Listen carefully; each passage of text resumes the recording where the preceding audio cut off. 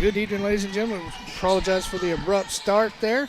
We had a little bit of a delay that caused us to delay everything. So welcome to Valley Springs Live. I'm here with Damien DeRozier. Damien, how are you doing this evening? Pretty well. Pretty good, pretty good. So a little bit about Yellville. Damien, you probably know a little bit more about them than we do. What do you expect to see from them tonight in this junior girls matchup? I don't know a whole lot, but it seems like they've got a good little press breaker going on. Just got the ball up the floor and a wide open layup, which is looks pretty good for them, which is really what you want to see. And just as we said on the layup there, we had a break out there with Farmer. She just missed that, but it looked like we were able to clean that up and quickly a timeout call. Let's stay right here for the time being here. So, Damien, what'd you get to do on your snow break? Not a whole lot. I mostly just stayed at home. Did you do anything fun out in the snow? Yeah, I went out a few times, just messing around in the snow with some friends and by myself. Now, I got a question then. Now, Mike and I were kind of talking about this before we were out for the break a little bit, but is it something like that? Does Coach kind of talk to you guys about, hey, don't go out and do anything crazy, stupid, or anything like that to get yourselves hurt for, your upcoming games? Does he kind of tell you that a little bit ahead of time? Or? Not really, but he does want us going outside and, taking a break here every now and then and having fun and living life as a boy. So that's good for us. And it looks like we're back to the action now, and the press put on by the Tigers. It's still there by Tennyson.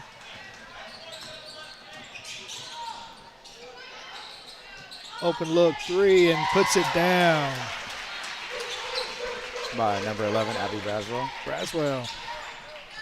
Seen a lot of that from her this year. Yeah, Coach Yates has said that she's kind of one of our key factors in this offense that he likes with her ability to shoot. But we've kind of, looking at the floor, we've got shooters all over the place. For sure.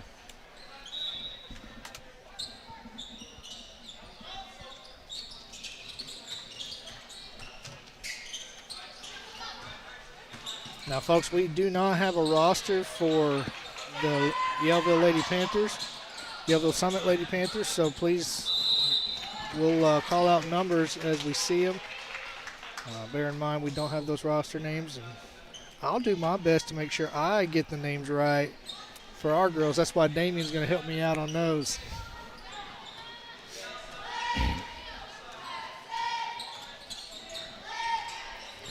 Tennyson gets the ball stolen.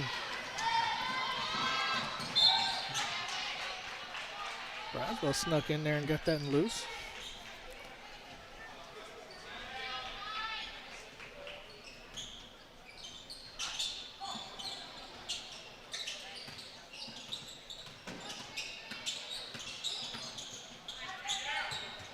Oh, it passed just a little out of reach from number 3 into number 4.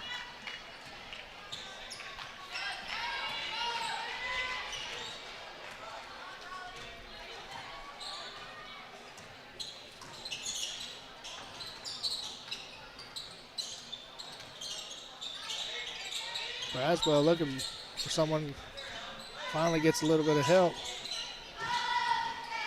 Kick out shot off the mark. She had a good look there, Damien. She settles in a little bit. She'll be able to put that one down for sure.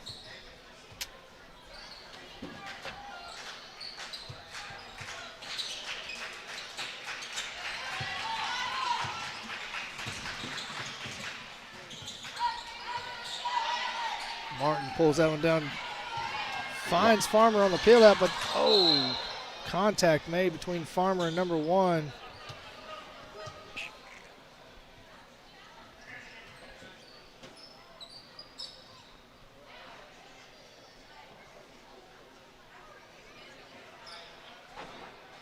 Hope she's going to be all right after that. Coach Melton out there.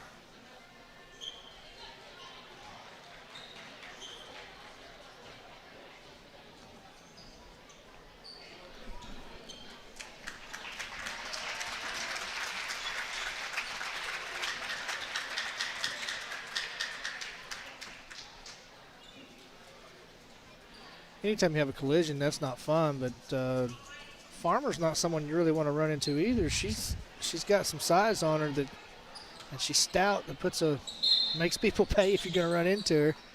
Yeah. Almost knocked away. Lady Panthers bringing up the floor. Seems like the Lady Panthers need to take a little bit more care of the ball because they're getting lots of, wide open takes, beating the press, but more times than not, it's getting tipped away, knocked away by the Lady Tigers. Just need to slow down a little bit, keep the ball under control, watch behind you. Yeah, and having someone that's making sure they're calling out Wolf or whatever your key word is that people, your team has chosen on to call.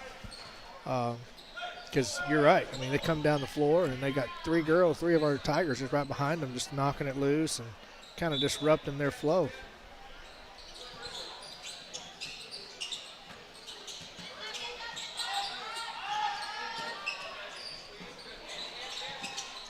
Tigers doing a good job on the defense, just making sure they pay. Oh, Tennyson about had a steal. Oh, she finds a crease and took it all the way.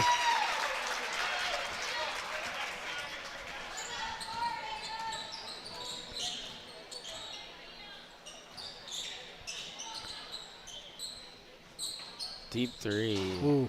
A little bit short.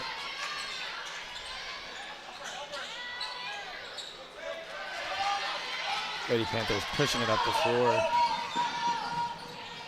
That was a good pass. Good look. She finds her underneath the goal, puts it up. That gives Tigers now a 3-point lead.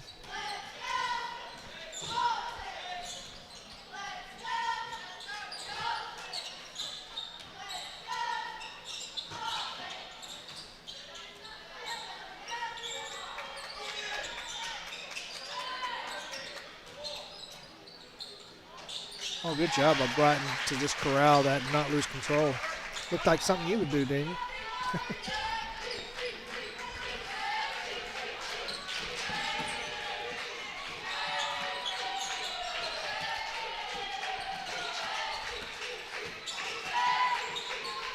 Another drive knocked away by number 10, Kaylee Shelton.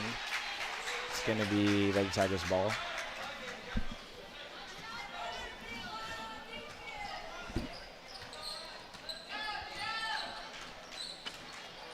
Looks like we got a few subs getting ready to come in. Oh, yeah, Farmer, Martin, and Millsap.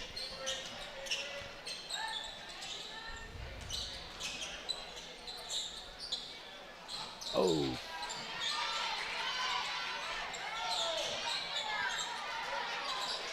Lots of full court pressure put up from the Lady Tigers.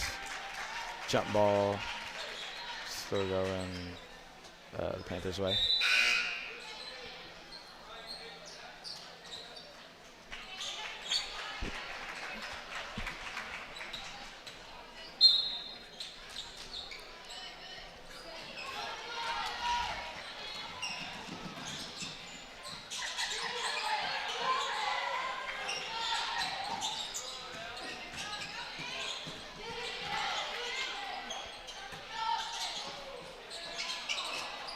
Tigers doing a great job on defense, just kind of really putting a lot of on-ball pressure, making it really difficult as of right now. It looks like the offense definitely runs through number 3.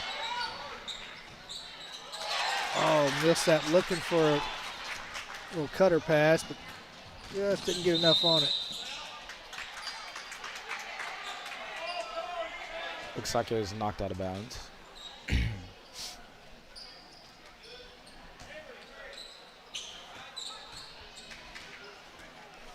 Lady Tigers with a 5-point lead with a little bit less than a minute to go. Baseline drive, McKenna Millsap up and good. Yeah, that's smooth. Got the defender a little bit out of position and was able to take advantage of that and take that baseline.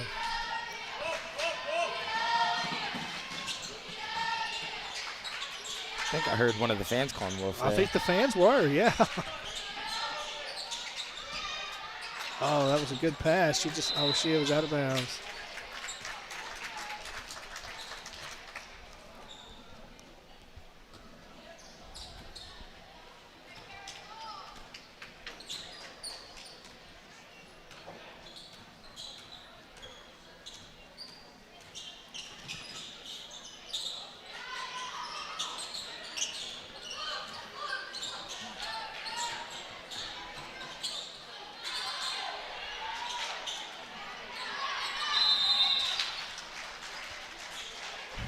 Good position by Kinley Farmer. Way to get there and get that offensive rebound.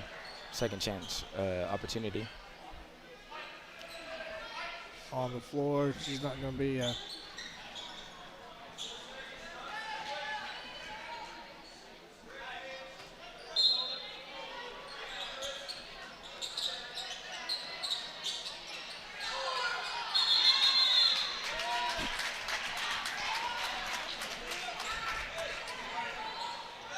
Farmer had the right idea. She was trying to go ahead and draw the contact, but sometimes when you're that close and you got nowhere to move, it's just best to just try to turn around and kick it out and just try to give the opportunity back and set the offense.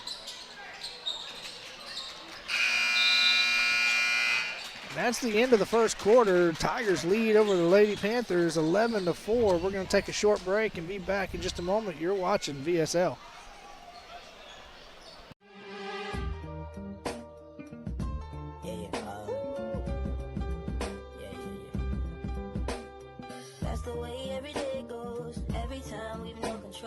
If the sky is pink and white, if the ground is black and yellow, it's the same way you showed me. Nod my head, don't close my eyes, halfway on the floor. Aunt Bee's Bed and Biscuit, servicing all of your boarding needs that you have for your bark buddy. If your buddy needs to stay for the day while you work or play, or maybe an extended overnight stay, then we have you covered. We have indoor and outdoor playgrounds that give your bark buddy the ultimate vacation while you're away on yours. Spots fill quick, so call now and book early at 870-577-5136. We can't wait to have fun with your bark buddy. All right, folks, here we are. We are back now, fixing to start this second quarter action. Damien, it was kind of up and back and forth for a little bit, but the Tigers have managed to kind of pull away with some buckets. Started off with an early 3. So let's see what this second quarter looks like. You know, as Coach Yates going to go ahead and continue with that full court pressure and really create a lot of disruptions for the Lady Panthers.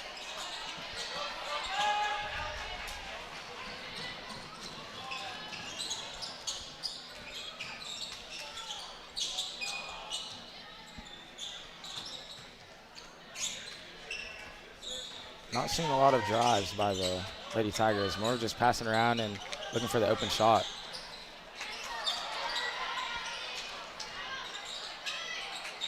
Oh, right in the Millsap's hands. They're going to say off of Martin. I see what they're trying to do. They're trying to work it inside the alley there, but and she was fortunate enough on that first pass that her size was just enough to reach over and grab that ball, because otherwise it was a short pass.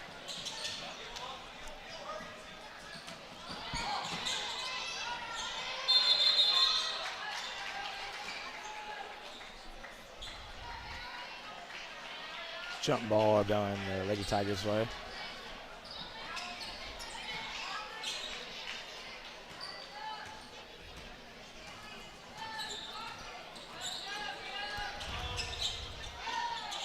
Shot put up and good by number 10, Kaylee Shelton. Nice shot. She makes Big Brother proud.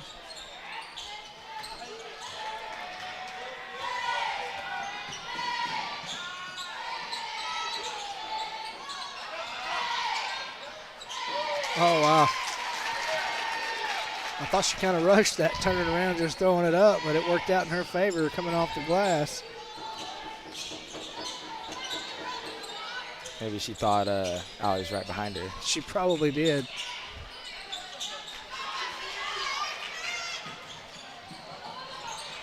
Almost lost the ball.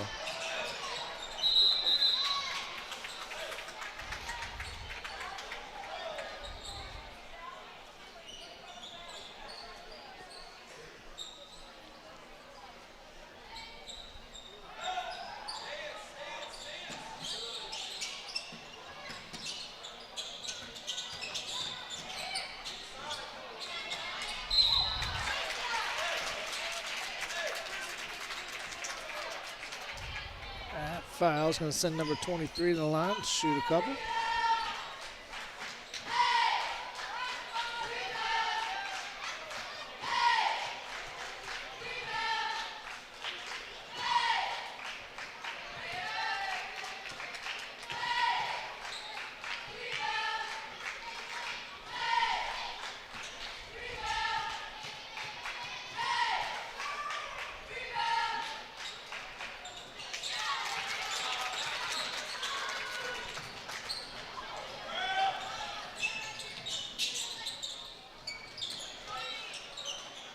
Good pass into Farmer. She got the backside of the defender there and had her open all the way.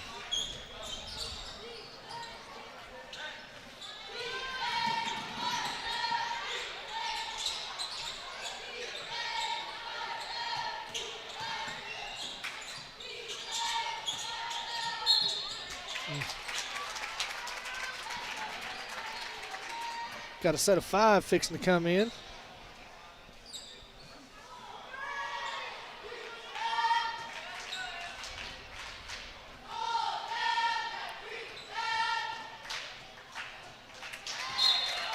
First line's up and good.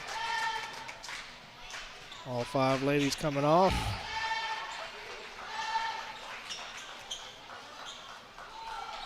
Tennyson back in there. Looks like we got McElroy, Braswell,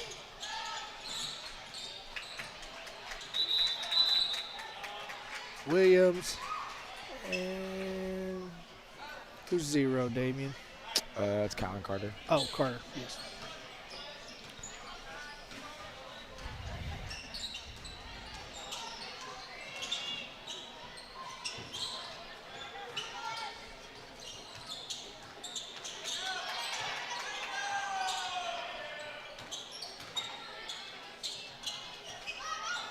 Little floater from Tennyson, nothing there.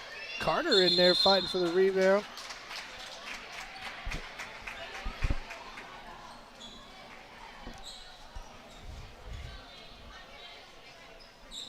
It's going to be another jump ball going the Lady Panthers' way.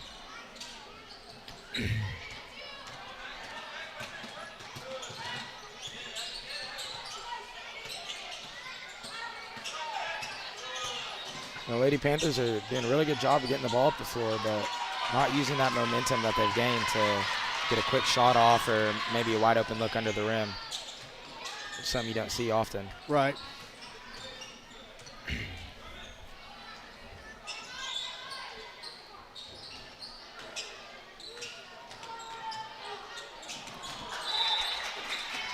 Pass out, just missed it.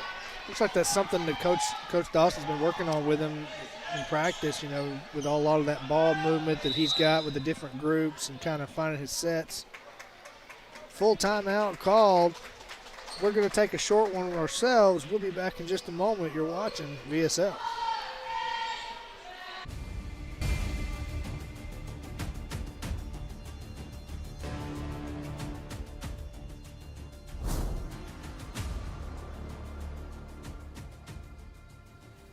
Got my smile back at. Bartlett Family Dentistry.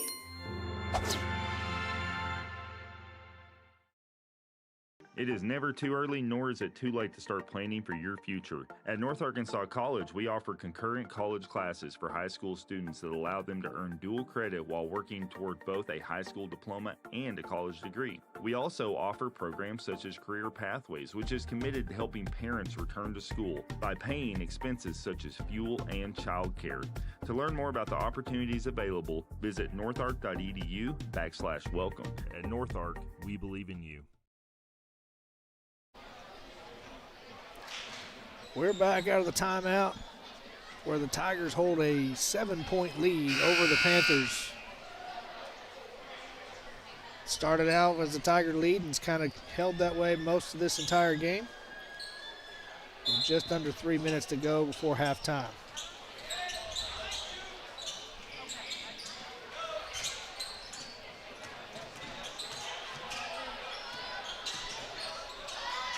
Damien, did Junior Boys got #1 seed in your tournament now, didn't you? I don't know, either one or two. Couldn't remember if it was. I knew it was between you and Flippin. Yeah. And so I think I think we have the 2 seed. 2, yes, because I think you needed to beat Flippin the other night to lock in the 1. Yeah. So that could potentially be another rematch for the Junior High District Tournament Championship there. So you guys get a hold of them and get a good win at them the next time you see them. Oh, with a little Euro step, just couldn't finish.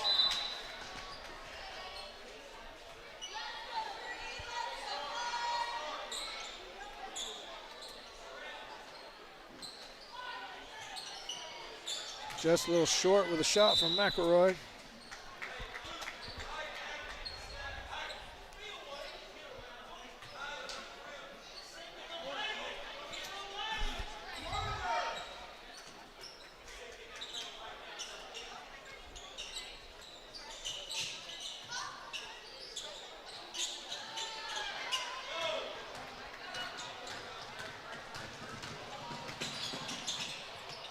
She thought about it.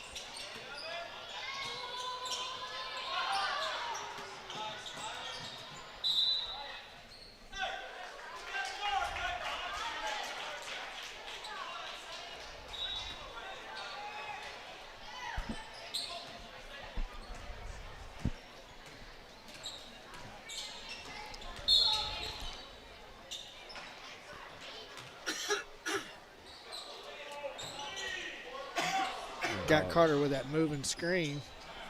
I was really quick to call it. It was it, but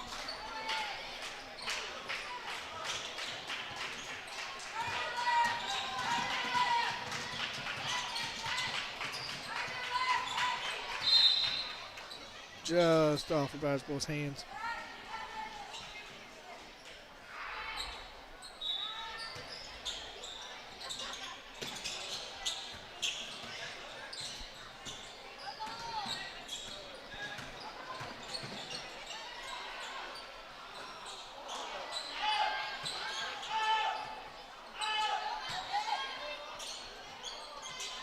Carter pulling down the rebound.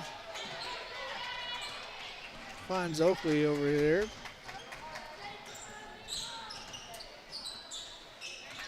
Entry pass, tipped away, knocked around. It's going to be another jump ball.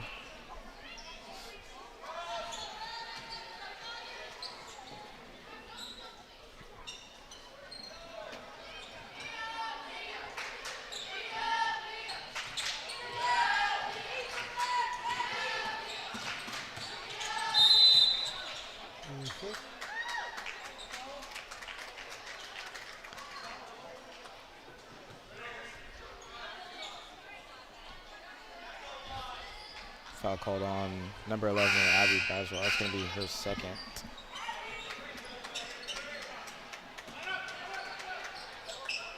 And it's the team's fifth, so they will be shooting free throws. With right under a minute to go of this first half.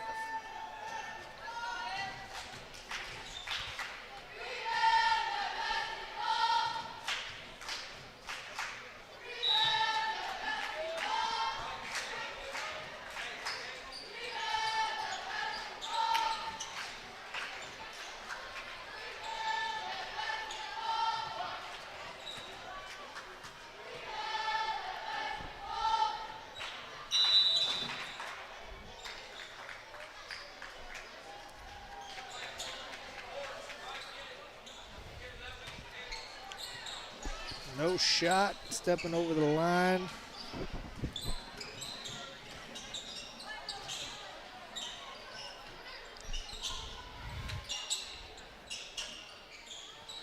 Another good pass inside the Farmer. She keeps getting that inside position there, and that's going to be, I mean, that's good as long as the passes are good.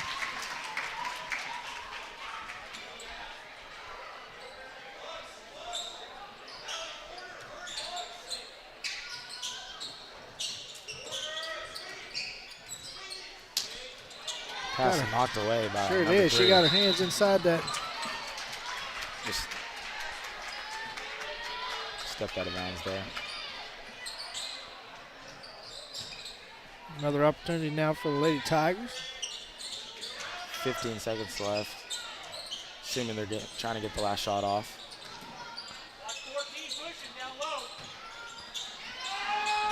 Pass almost knocked away. Shot just short. It's going to be an offensive foul. Yep. Yeah, you can reach over, you just can't touch them, and she definitely was touching her with the body as she reached over and got it.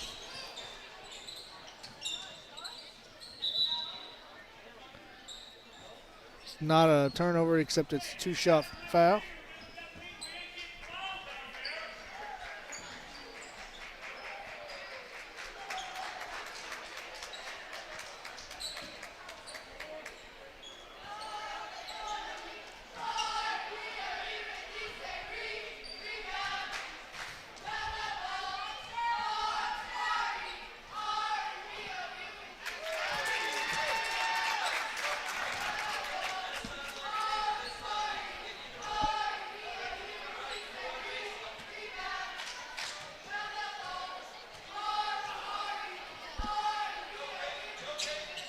Just inside and out.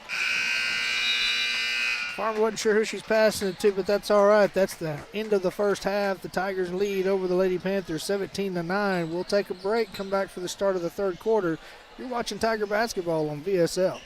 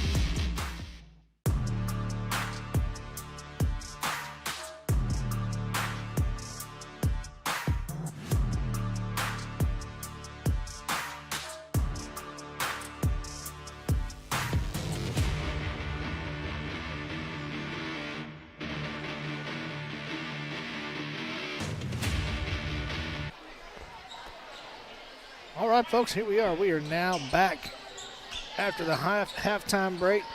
Tigers lead over the Panthers 17-9. If you're just joining us, welcome. Welcome to all of our fans, both for Tigers and Panthers. Damon, if you're Coach Mountain, what'd you tell the Lady Panthers at halftime in the locker room?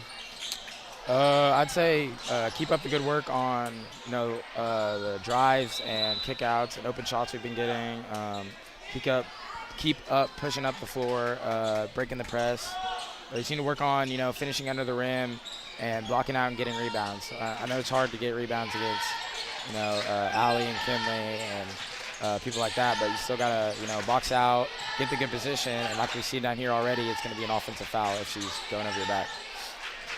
Yeah, and that's the deal right there. Like you said, when it comes to getting rebounds against Farmer and Martin, I've seen even the smallest of people be able to block a big person out as a breakaway for Tennyson and basket good, all because they were able to box out just right. It keeps that person just out of reach for it and gives you an opportunity to get the loose ball.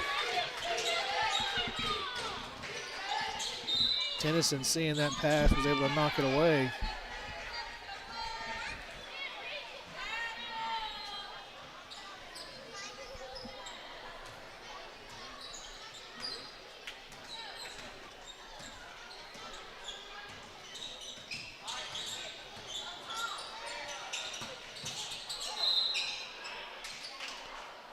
But Martin draws a foul. She'll be going to the line to shoot a couple. They got that one on number 4 for Yellville Summit.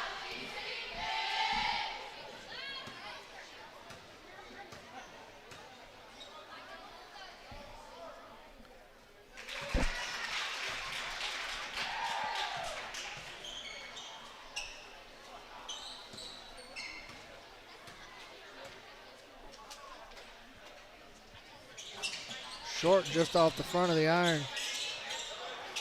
Martin sees the pass with a steal and puts it up and good.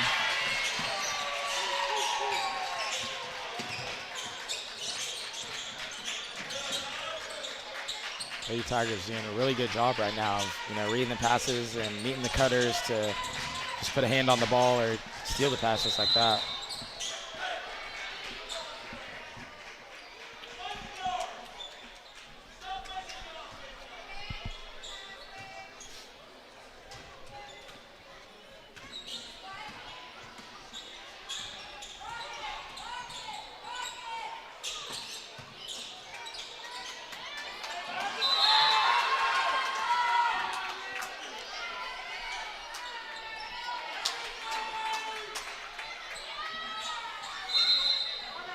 A foul assessed to Martin, her third.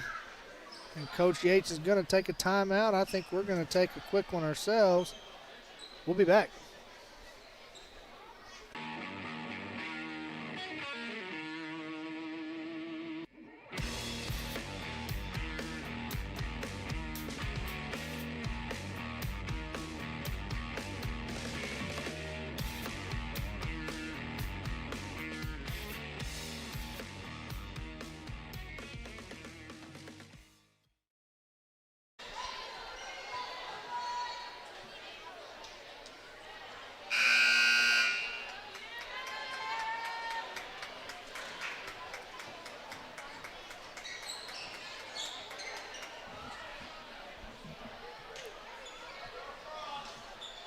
Lady Panthers set to inbound.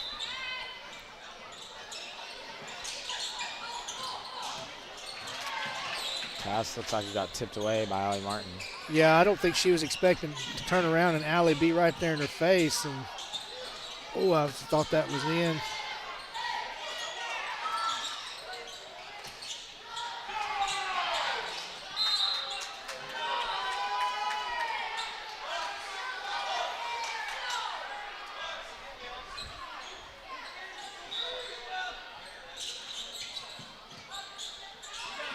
Braswell with 3, nothing good. Martin pulls it down. Knocked out of bounds by the Panthers.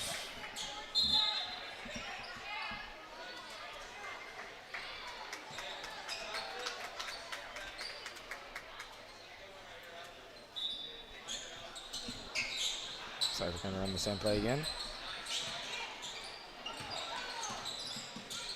Oh.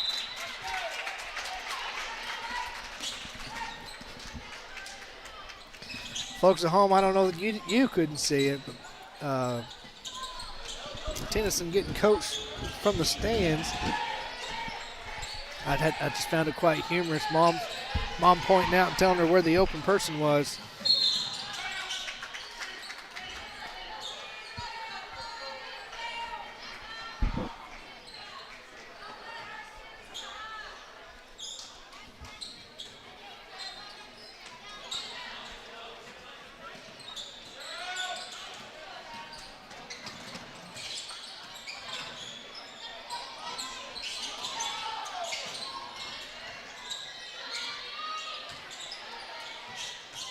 Good block by Farmer, standing straight up, all ball.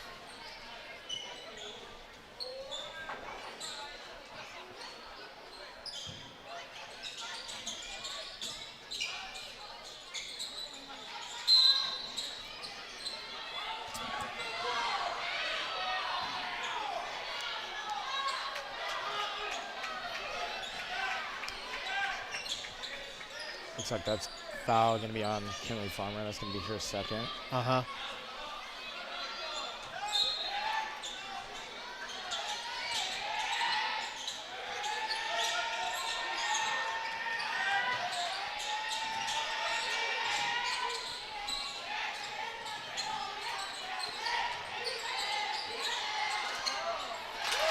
Just out of the reach of Farmer. She was there, just couldn't get a deflection on it.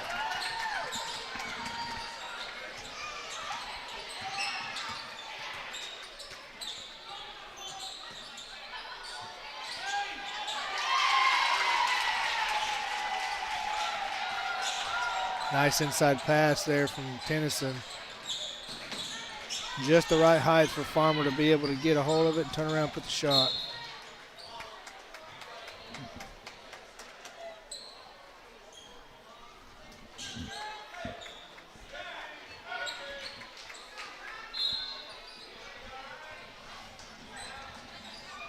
Brighton with her second foul. She'll come out for a minute. Brings in Shelton.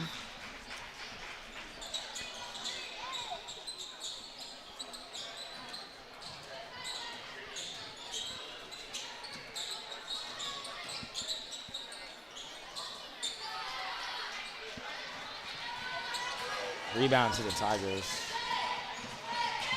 Kind of brings it up the timeline. Oh. You know, sometimes when that shot is short, Yeah. it just comes off real quick. You don't expect it coming down to you. And just Yeah, goes you out of bounds. read my mind exactly. That's kind of what I was going to say. And I suspect sometimes they come off that so quick, you don't have a whole lot of time to react.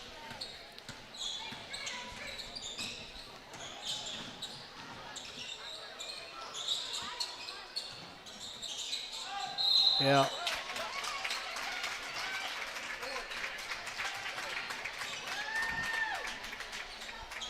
There'll be 4 on her, I think. As Brighton checks in. She had the right edge. She's trying to stay straight up, but she just got too much body into her. And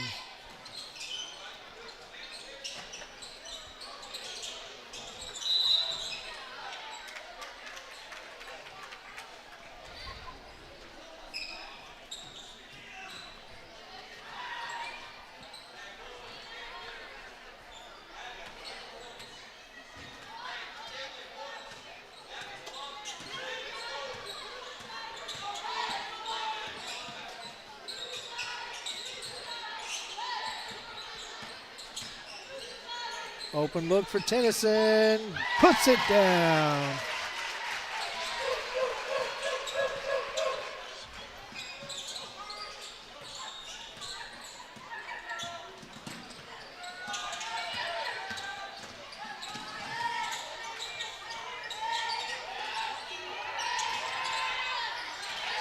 Pass almost knocked away. Oh, McKenna just said, I'll take that. She's got it up. Ain't good.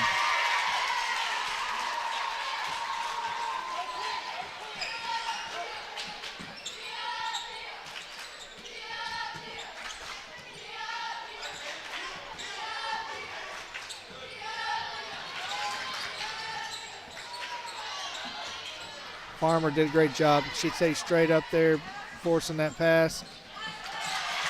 Good turnaround peel out. Tennyson finds it down there. It's a timeout call by Coach Melton. We'll take a quick one ourselves. Tigers have a 20-point lead. We'll be back. And that's going to send her to the line for 2 free throws. On the game, she's 3 for 4 right now. Puts up the first one, and it's good. I'm hungry. Sonic sounds good. A nice burger. I order those groovy fries and a nice, cold, refreshing Dr. Pepper. Josh. Sonic. Oh, Yeah, I think it's Black Raven or something like that. So we're back. 47.6 to go in this third quarter. Tigers do hold on to a 20-point lead. They've just had a good run these last few minutes, the last minute or so. Still looking to put on lots of, full court ball pressure. Hoping for a few more steals just like that. McKenna Millsap trying to dribble around it. A lot of contact, but she's able to draw the foul. That's going to stay with the Lady Tigers.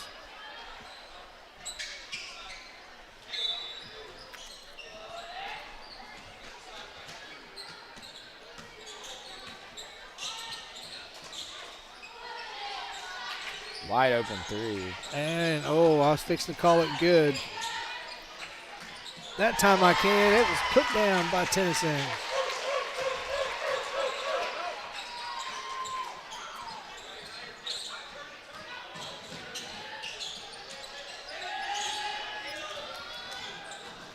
Good pass. Finds her open right there. Had the defenders going the other way, and she just split them with the pass. At the end of 3, your Tigers lead 34-13. We'll take a break for the start of the fourth quarter in just a moment. Has this ever been you or a family member, or have you ever been involved in an auto accident and found out that you didn't have enough coverage or inadequate coverage? I would love to help you look at all of your policies and review those. I can help you with auto insurance, with life insurance, with health insurance, and even home insurance. Call me today. I'm Kimberly Horton at Farm Bureau here in Harrison. My phone number is 870-741-3488. I would love to help, and go Tigers.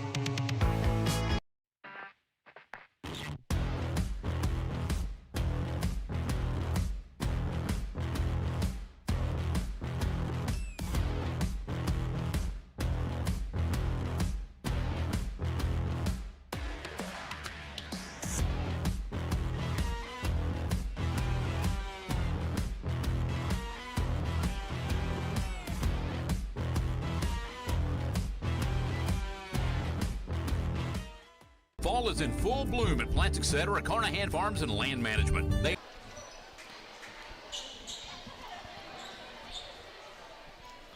Fourth quarter action coming at you right here. Tigers going to inbound.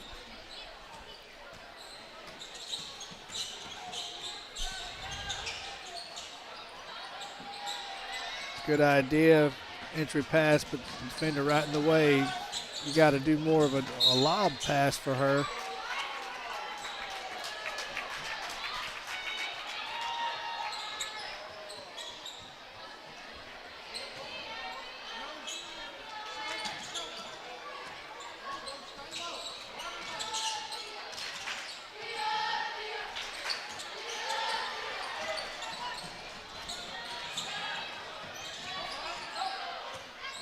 Good job by both sides, both girls passing that ball around.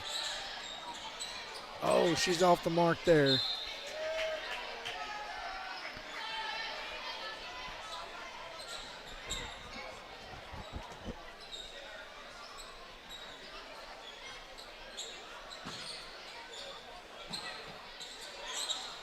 I think she may have been expecting McKenna to shoot it. Wasn't expecting that pass of that. Uh-huh.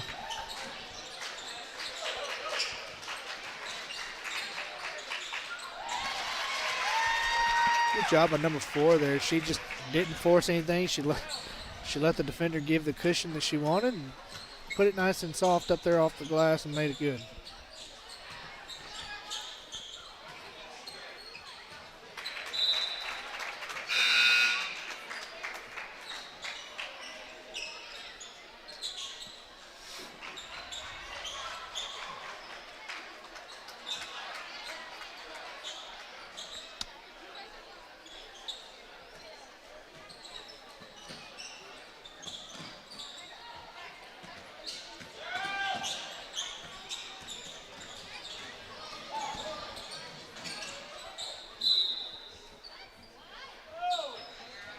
They're going to say that stays with the Panthers.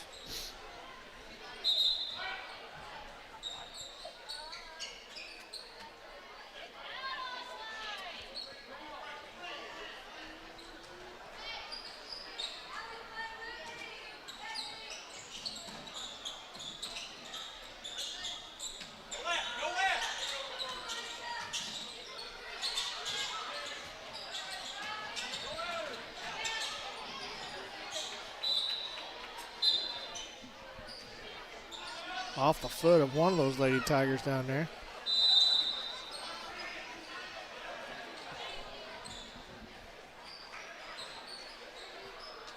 Another timeout call by Coach Melton. Let's take a quick one once again, and we'll be back. Set, go.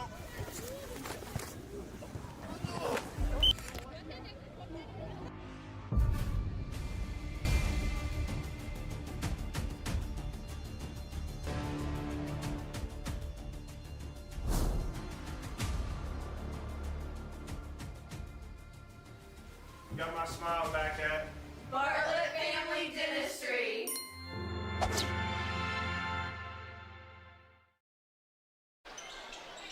All right, we're back. Oh, she zigged when she was expecting her to zag. And we'll take that run out.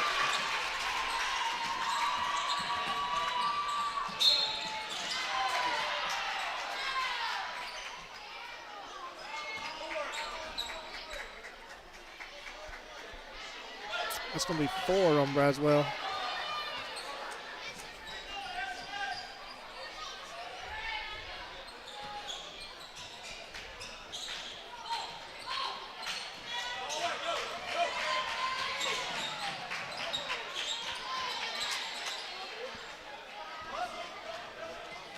Lady Tigers doing a really good job of just walling up after all these layups and not trying to swipe down or, pick up any extra fouls.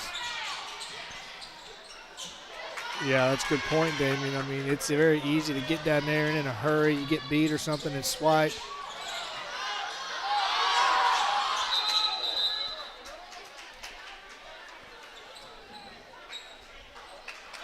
Valley fans wanted a walk. Yellville fans wanted a foul. One way or the other, the ball turned into a jump ball call. Stays with the Panthers.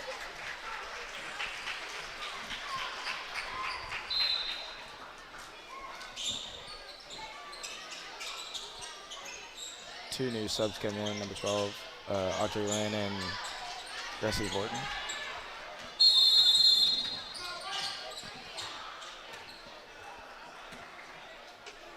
Coach Yates is going to take a timeout. Let's stay right here for the time being here. I think we paid enough bills right now for this quarter. So, well, we want to thank our friends over at Edward Jones while we got this opportunity. Being a proud supporter and sponsor of Valley Springs Athletics and just about anything at Valley Springs. We thank them so much for all of their generosity and donations. And any of our other ones that we've not mentioned, I know that there has been some anonymous donors that donated to the live stream fund, and we are so thankful for that, and we do appreciate that very much. As the teams one of the teams break their respective huddles, Coach Yates still letting his girls know what he expects here as we are just inside the 4-minute mark of this fourth and final quarter. Not a lot of regular season games left for you guys, Damien. Postseason should be starting in about a week or two, I think. District tournament, that's being held here at Valley.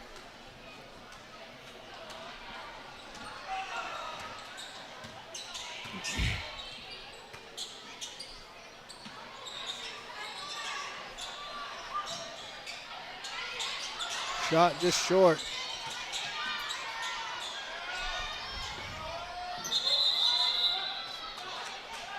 Martin diving in there, sacrificing the body to create that turnover, that jump ball.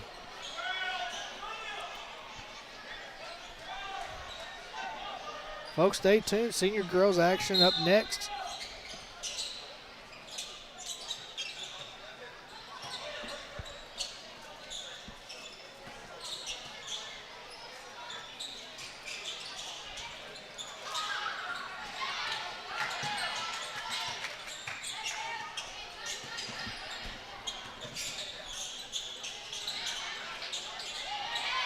Martin gets the loose ball, puts it up and good off the board. Damien, what do you think for you as, you'll be making that transition into senior high action later this year and even into next year.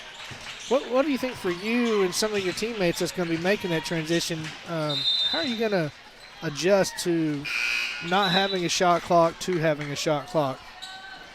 Just a lot more possessions, a lot quicker paced, and every points really mean more because you can't just get a lead and start taking off lots of clock. You've got to still keep going, keep extending the lead, keep getting stops on defense. So you can't really ever slow down. Kind of makes you a little bit. I mean, you're always engaged, but it makes you think a little bit more as far as the whole action part of it.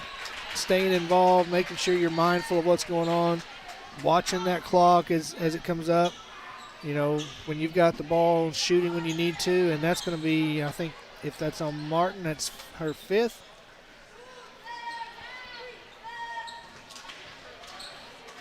And it is 5 for her. She comes out. Carter will come in to replace.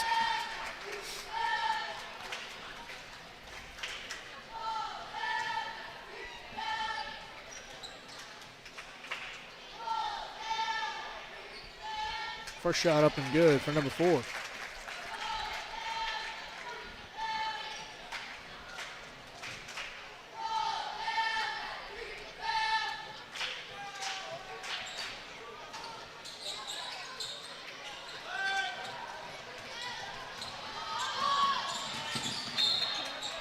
Nobody hollering out at her very loud, at least what we could hear.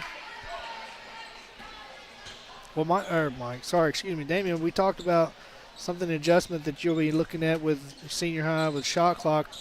Have you thought any about maybe what some of your challenges that you may face as far as what you're expecting as you make that transition upwards? I'd say lots of better defenders, so you can't get by with just like silly mistakes. I can't beat people off the dribble, and it's gonna be harder. You gotta be way better on defense because senior high, anything can happen. So really, just you gotta stay with your man, stay on help defense. Because once someone gets by you, it's usually gonna go up and it's either a foul or a bucket. So it's going to force you to up your game a little bit for everybody. I mean, just to kind of keep up with the pace and. If you're a player that's not growing, then you're a player that probably don't need to be out there, huh? Yeah. So that's something you always want to do, whether you're on the court or not. You need to be growing in your game and getting better as far as the smarts of the game, being a good player team-wise, and knowing what to do. So if the time comes, whether you're a starter or if you're a bench player, anytime that you're on the floor, you know exactly what's going on and what you're supposed to do.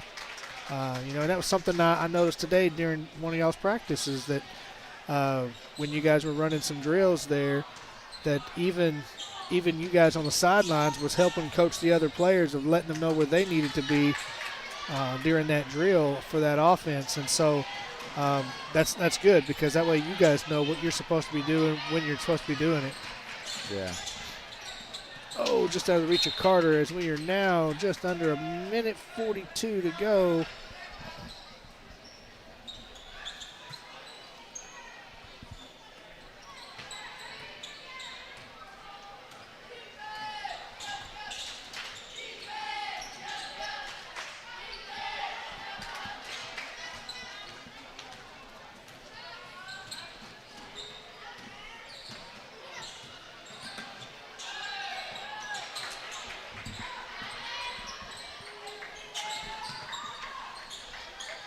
High off the glass, no good. Williams with another try, she'll put it in this time.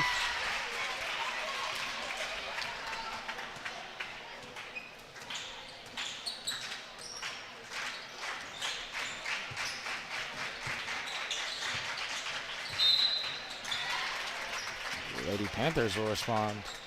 Chance to make it a three-point play at the line.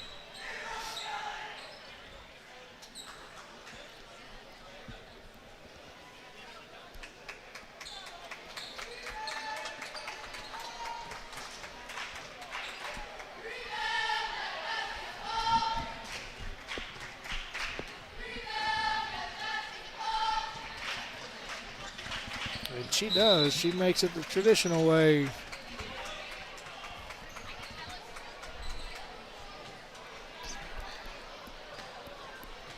Does he have to leave?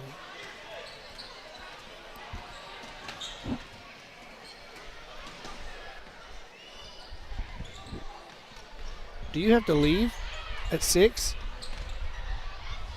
I'll say it's just now 6:02, so you just holler at us whenever you have to go, bro.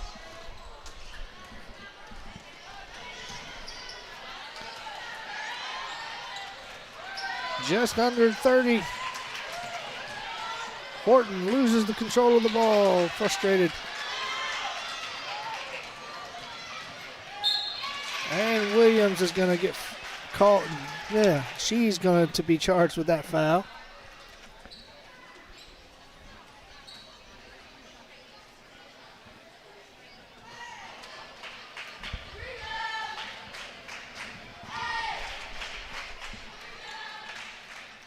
Damien, your mic is hot, but I'm just letting you know right here. Was that the plan? We was going to put Damien on the main camera because Logan had to leave? Yeah. So we probably won't run a tight shot camera tonight.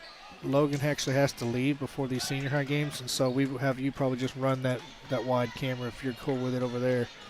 We appreciate it. Coming down the final seconds of the game. 3-point shot put up, nothing good there. 4-2.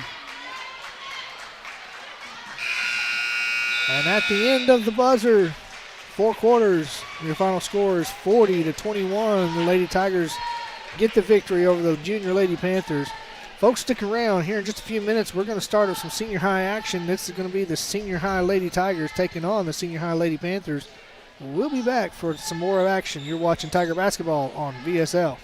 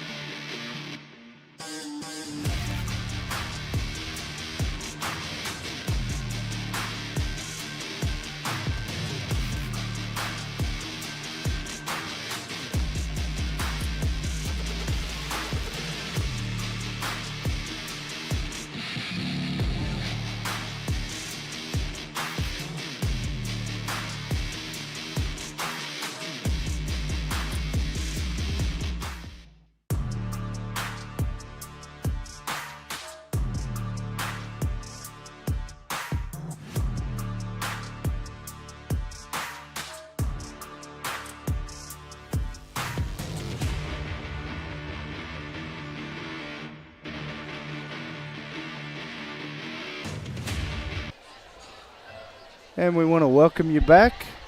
We're back for the senior girls matchup here. We're getting set for the national anthem.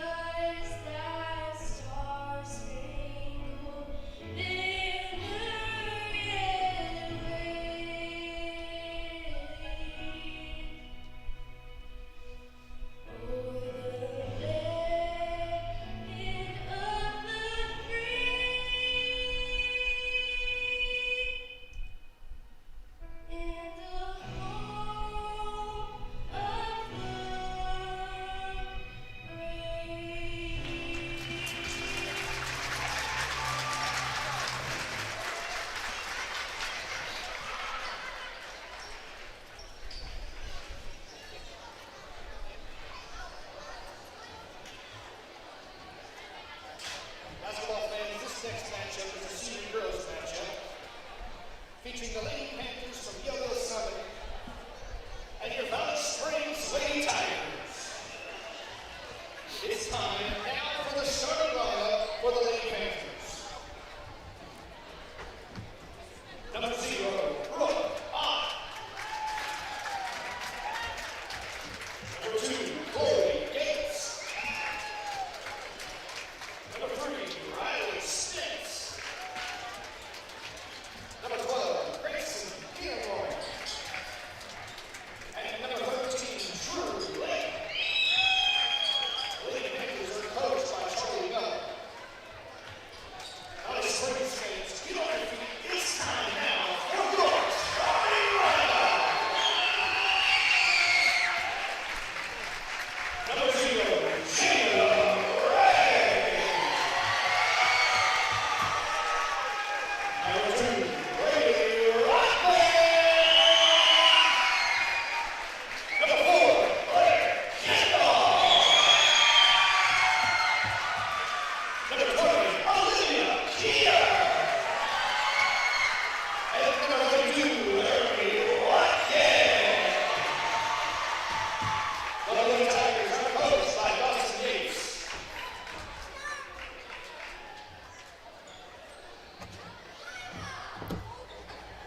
Your Valley Springs Lady Tiger starting lineup.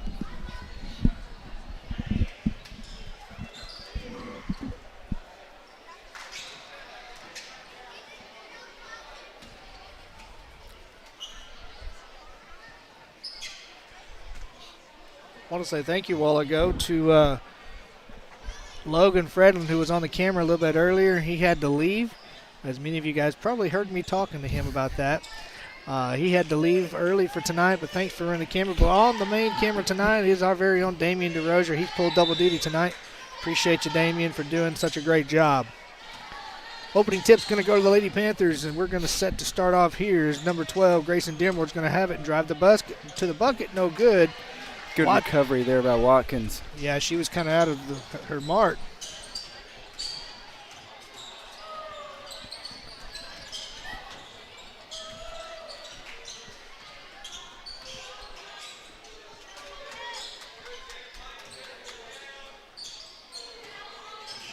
A lot of perimeter spacing here by the Lady Tigers. Gets a shot up by Olivia Keeter, and she puts it in for 3.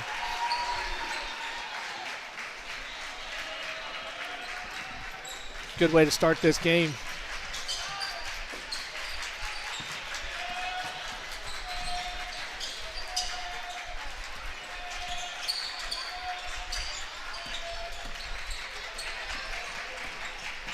Ott drives the bucket, no good. Pulled down by Ray.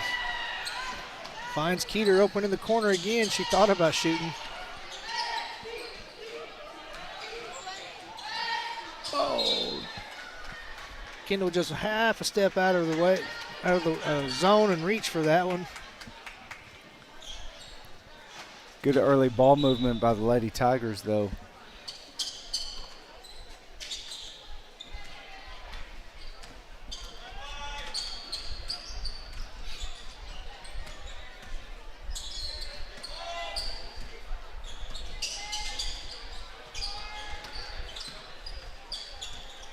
I want to say welcome once again to all the fans that's tuning in to watch, those that are from Yellville, also those that are tuning in for Valley Springs.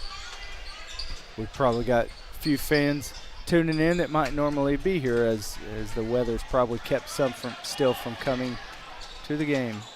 Oh, she had the open lane all the way to the bucket, but she pulled down the rebound and put it in and takes one to go to the line. We'll call that a pass from Rodman. Is that how we work that? Right. I think one way or the other, Rodman gets the assist.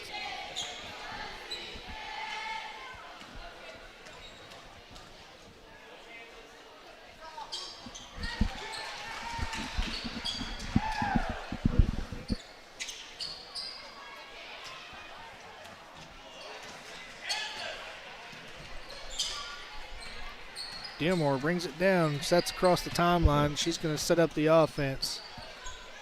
Hot. She's going to try to drive baseline with a little hook around pass to Layton. No good. Kendall pulls that one down. Good find. Rodman underneath.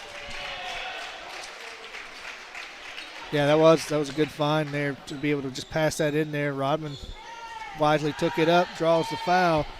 As that foul's assessed to Ott, her first. Second team foul.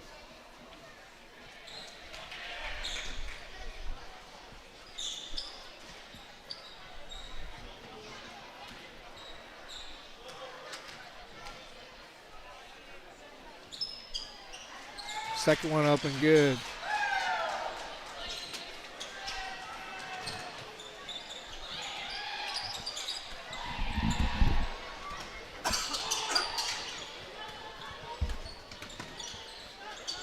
Good steal by Rodman, getting her hands in there, deflecting that.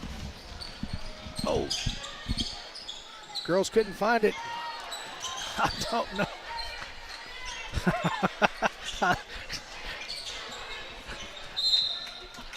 I don't know. Just rolling over. But you know what I love? What was so funny about that was the fact that as they're rolling on top of each other, her and I think that was number 12. That was Dearmore. They're laughing about it because Keeter's like, "Oh man, I'm so sorry. I wasn't trying to." Right. You could see it, and so it was definitely good sportsmanship there on both sides, realizing, hey, we're just being athletic, going after a loose ball, no physical harm intended. Take there. Gets the basket to go. Kendall's going to go to the line shooting an and one.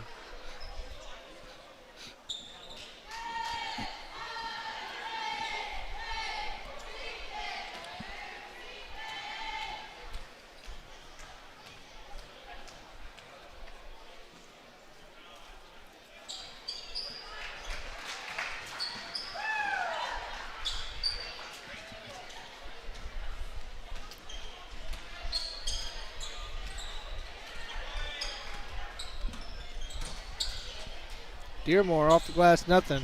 It's good action off that high post screen. Just couldn't get it to go right there. Keeter with a deep side three, puts it in. And that is what she does, Josh. I was thinking after her first one, the years that we've watched her progress and grow from junior high, and how much more skilled and more confident of a shooter from deep she is right now. Yeah, and we need her right now going into these next couple of weeks of ball conference play. We need her to get hot shooting, as we do for all of them. But that was a good one by Odd off the glass and good to give the Panthers their first points of the game. But these games, every single one of these matter. We've said that countless times, but we need every single point and every single shooter to get hot. This is the time where you want them to get hot, as Watkins got away with a little bit of a walk.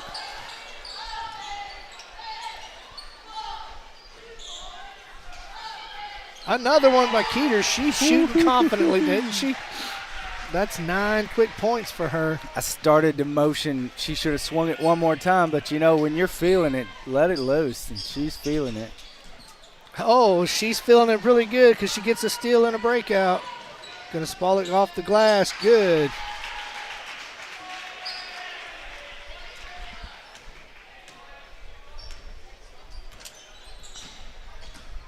Dearmore going to try to drive. She'll draw the foul to go to the line and shoot a couple. Nice use of her body there, protecting the basketball as she went up to the rim and draws the foul on Kendall.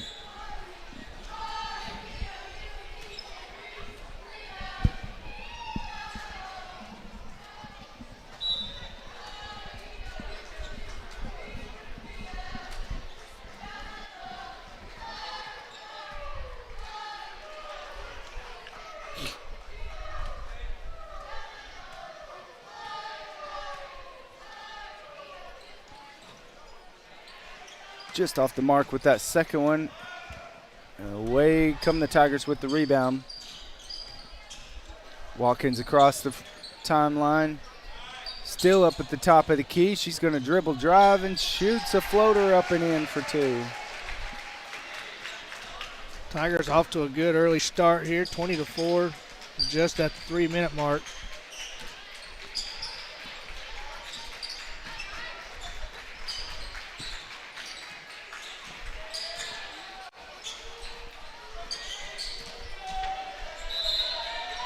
Jump ball called, going to go to the Lady Tigers. Checking into the game is Cadence Gibson and Trinity Story for the Lady Panthers. You know, Mike, we were kind of talking about counting before the game. Both teams kind of short on the bench, but Lady Panthers even shorter as they're running with 7 tonight while we run with 9. And you don't think, hey, 2 persons not that big of a difference. It's a huge difference when you're looking for people to get in there and sub at key moments. Yep. 3-point bucket put up by Jada Ray.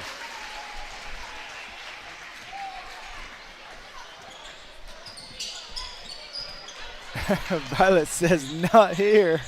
Swats it away at the top of the key.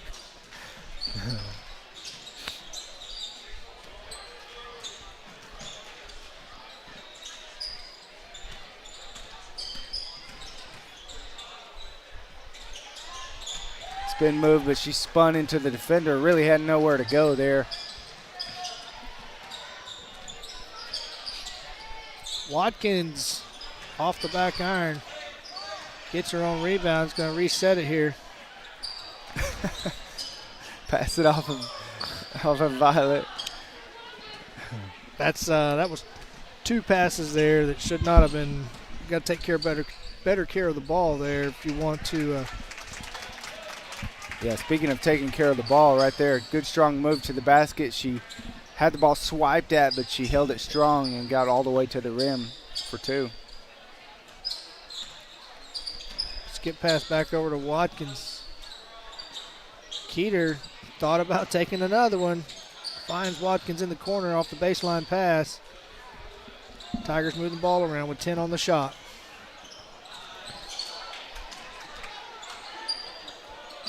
Tigers fortunate right there to keep that ball.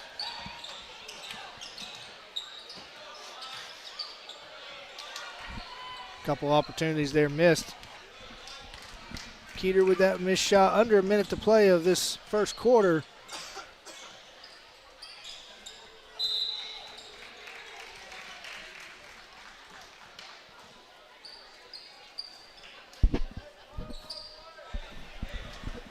That foul assessed to Grayson Dearmore would be her second, fourth team foul.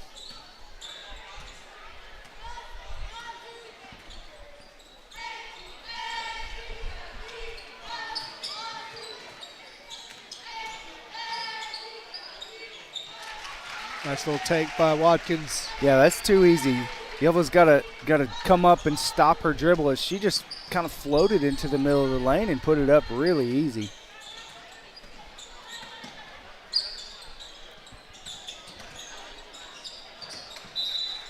Layton's pass meant for Gibson there and just thrown out of bounds.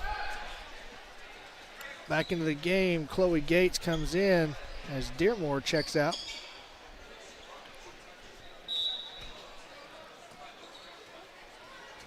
You know, Mike, one of the things that I'm sure coaches do when you're running a short bench like that, you really work on endurance up and down the court just to keep your teams be able to stay competitive when you got teams that can run deep on a bench. But at the end of one, the Tigers have a 25-6 lead right now over the Lady Panthers. We're going to take a break ourselves and be back for the start of the second quarter.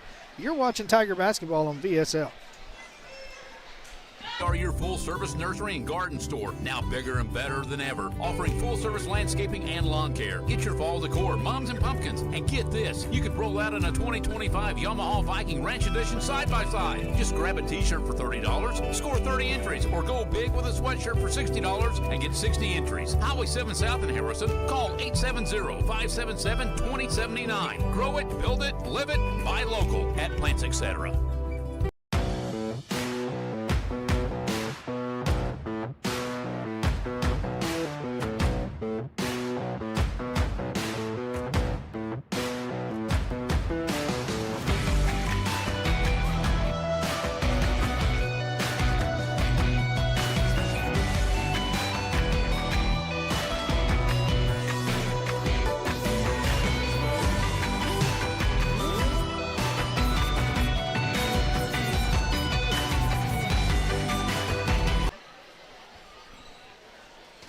We are back now from the quarter break where the Tigers hold on to a 19-point lead over the Lady Panthers.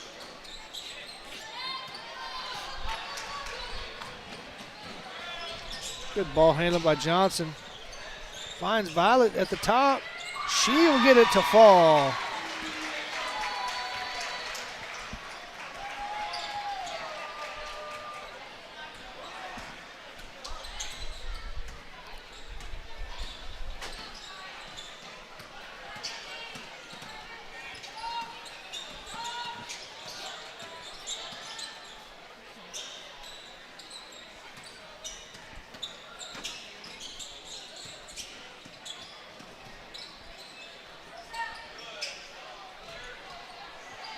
Five on the shot clock. Panthers got to find something. A quick shot put up. Nothing there. Ooh. Rodman got it expecting a collision, but it just went away from her.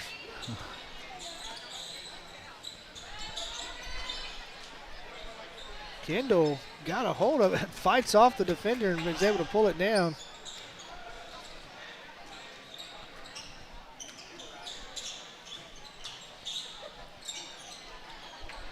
Little left-handed floater, nothing going there. They're going to say that stays with the Tigers. Okay.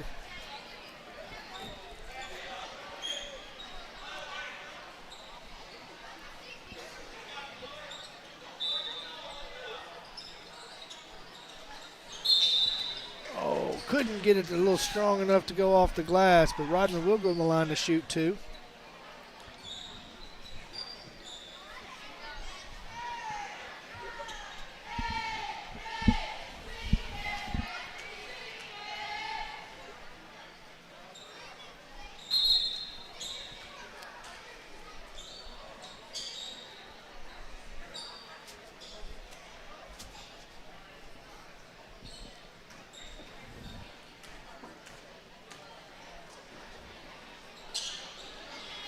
The second one goes up and good. She's shooting about 50% from the line tonight.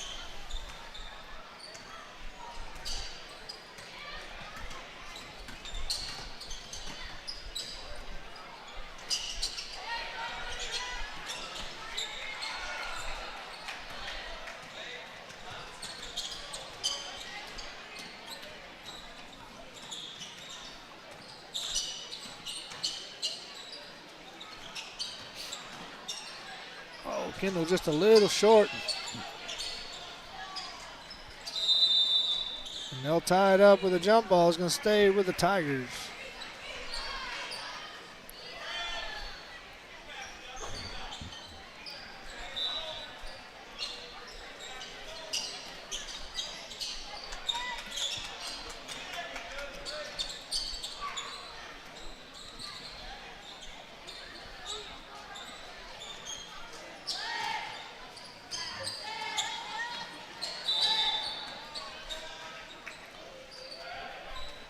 Josh, I've noticed when the Tigers drive the basketball, there's not a lot of strong closeout to cut off the person with the basketball driving from the Lady Panthers right now. And so if you're the Lady Tigers and you're going to the basket, go up strong, expecting to get to the rim and get a shot off.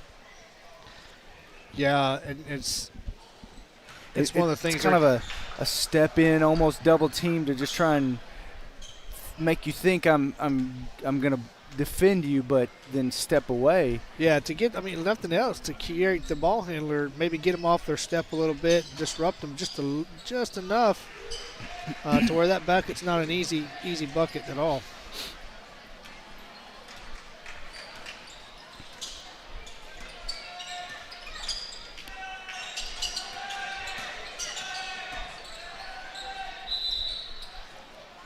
Yeah, they're going to have to get her for Layton for a walk there. Checking in. Looks like we got Katie Riggins. And we got Jones coming in. Andrew Jones getting some playing time. One of the cool things when you do run, a 7 to 9 person bench, it gives you a little opportunity, as long as you've got the players that can do it, to be able to put in different sets and who plays well with who and what offenses you can run with what, to give yourself a little bit of flexibility and kind of keep some defenses on their toes and how to adjust to it. The downside to when you're running a small is you don't get a lot of time to rest whenever you do come off the bench. When you go to the bench to rest, you have to come back out pretty quick.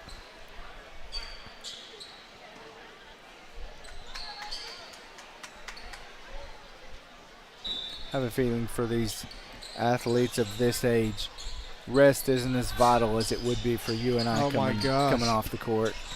You get me playing full court basketball now, you better pull me off after the first minute and a half. Rest you for the next half? Rest me for at least the next 6 minutes anyway. Then I can come in and play another minute.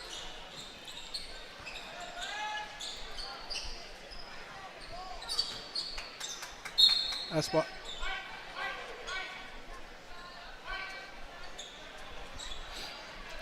He wanted to call it going the other way, but he realized. He was pointing the other way, but he kept saying white. And when he pointed the other way, I kind of cocked my head like, whoa, that went off the Lady Panthers' foot. Nice entry pass there to Katie Riggins. She puts it up and in.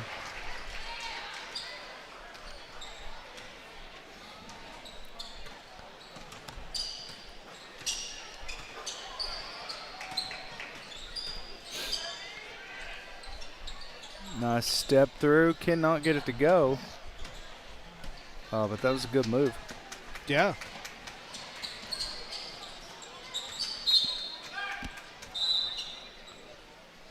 Keeter and Ray coming back in the game as Kendall and Watkins will step out.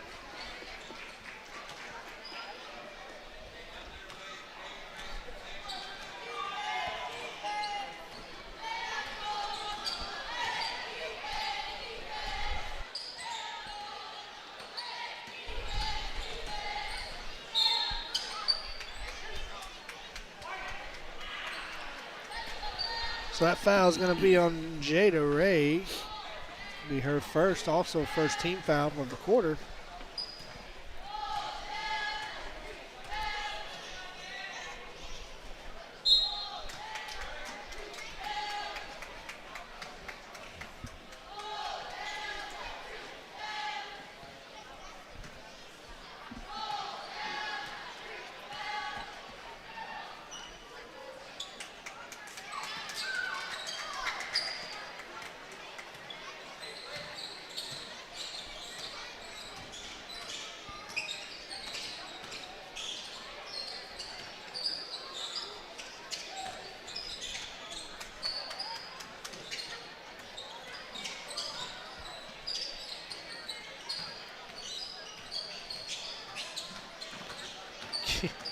Keeter just made a full circle and said, I'll finally pass it after the circle. Oh, good pass inside to Dearmore. She's got her feet caught up there and traveled. What a heck of a pass from Layton. I mean, she was just a quarter of the court way down and bullet past that sucker.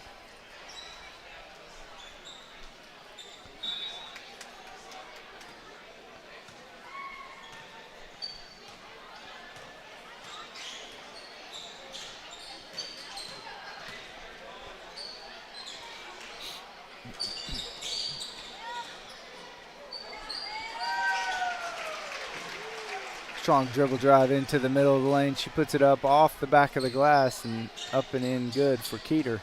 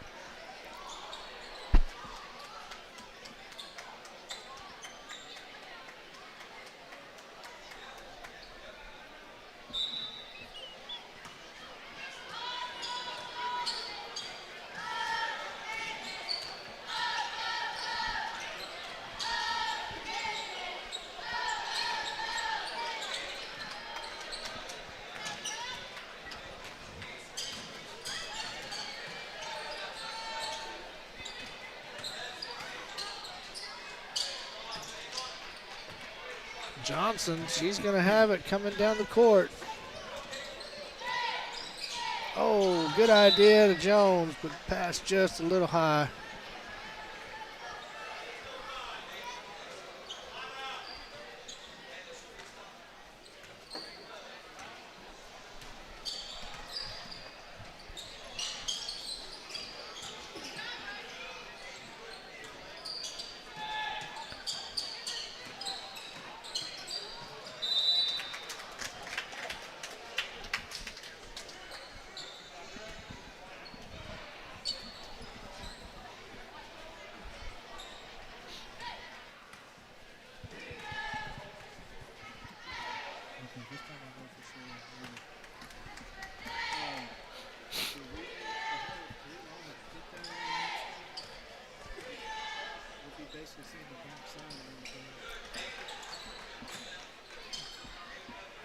Rebound goes to the Lady Tigers.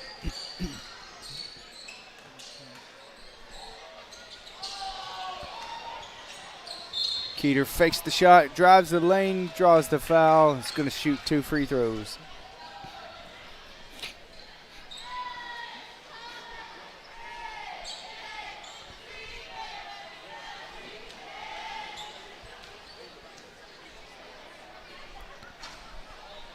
First one up and good.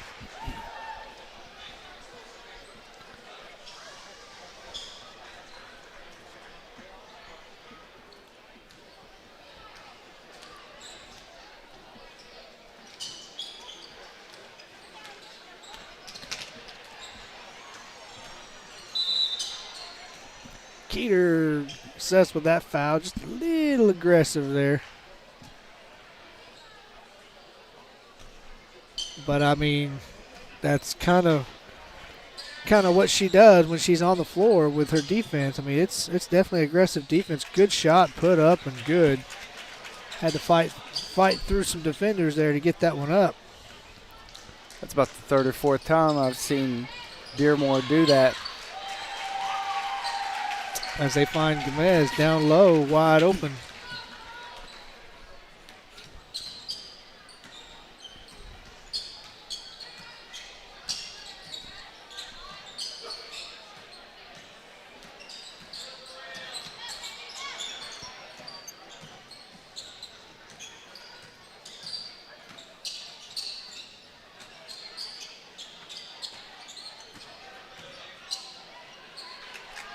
Oh, she made another good move there. Snuck along the baseline there, tippy-toed it.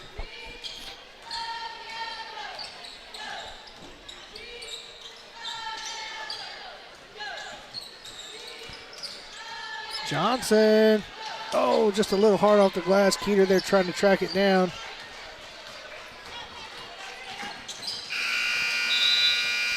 And that's the end of the first quarter. The Tigers have a lead 40-12.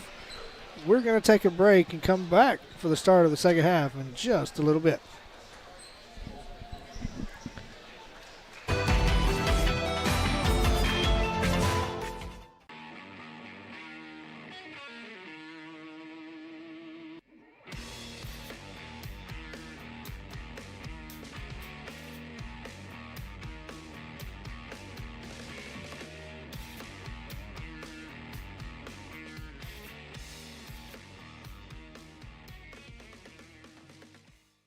Hi, this is Ansley with BJ Manufacturing. If you're in need of high-quality hay moving or animal feeding equipment, ask for our locally made products at your favorite farm supply store. You can also buy direct from my dad Keith by calling 870-437-2944. Check us out on Facebook or at bjmanufacturing.com. Thanks for your business, and go Tigers!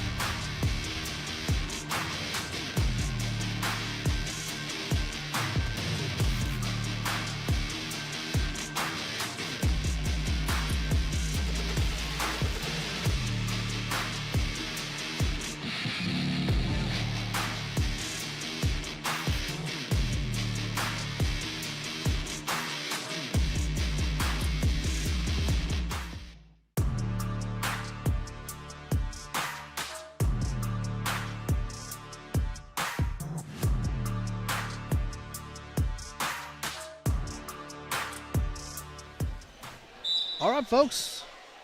We are back now. It's a little halftime. Sometimes the halftimes just go quicker and quicker, but during the halftime break, we did actually have two Hall of Fame, Valley Springs Hall of Fame inductees that we honored tonight. Sid and Udell Ragland, great ball players for the Valley Springs Tigers, doing a great job leading teams back in 1950, 51, and 52 to state championships consecutively.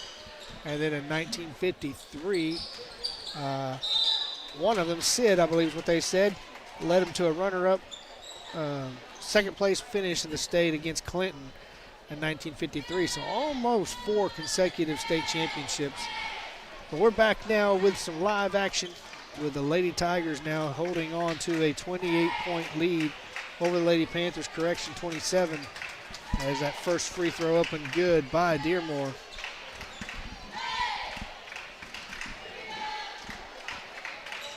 Both of them good.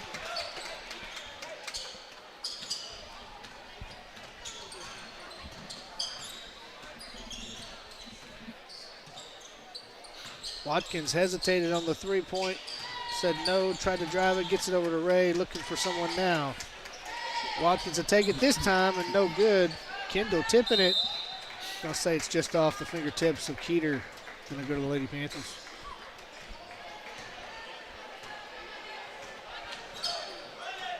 Mike, I know it seems early right now, but man, can you believe March Madness is just around the corner coming up? It feels like we shouldn't even be talking about that already with snow sitting on the ground. Yeah, you need to just cool your jets right now. we got NFL Super Bowl coming up before that. A week from this Sunday. Good idea from Rodman. She had the open look, getting some contact with her body to create that separation, but she's got to finish off the glass. Loose ball. Rodman picks it up.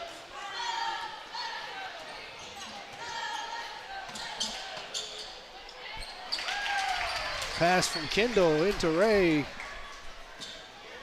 Nice job, Jada Ray, receiving that pass and getting it up quickly as she was close to under the goal when she caught it. Yeah, part of her, I think, wanted to go ahead and just kind of go and do the reverse layup side, but she wisely put it up quickly off her strong side, and she got it in.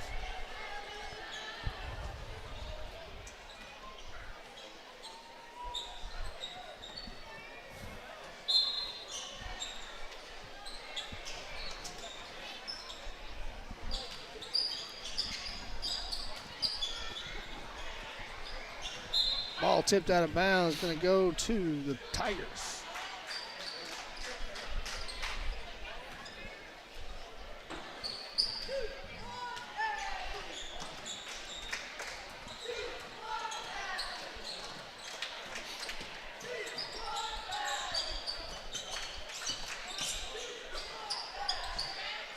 Not strong enough.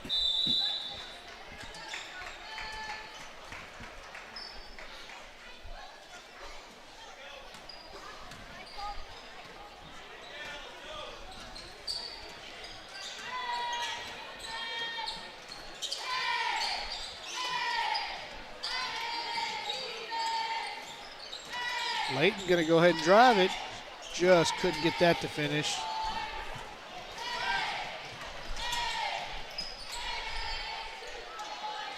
Rodman puts it down.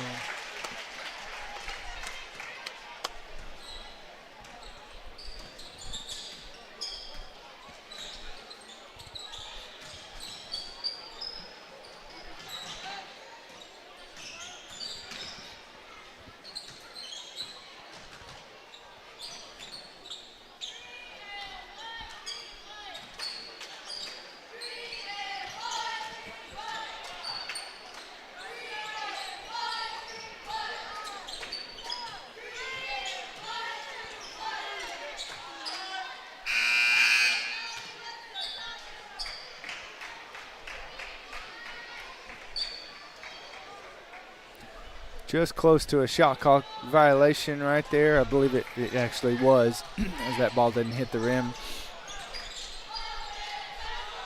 Lady Tigers don't need the shot clock as Olivia Keeter drives to the lane, puts it up left-handed off the glass and good.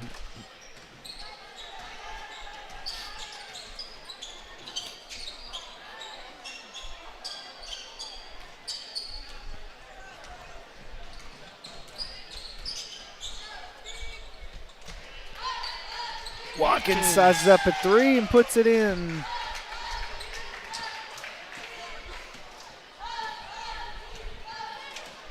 Again, I mean, we talk about this a little bit earlier. We got a strong Melbourne team that we're going to face tomorrow night over at Melbourne. Man, we almost had them here. We lost by 1 point. We actually gave them that game. We had the lead all the way through it. But it was strong gameplay by McCarn for the Melbourne Lady Bearcats that helped bring them back into that game.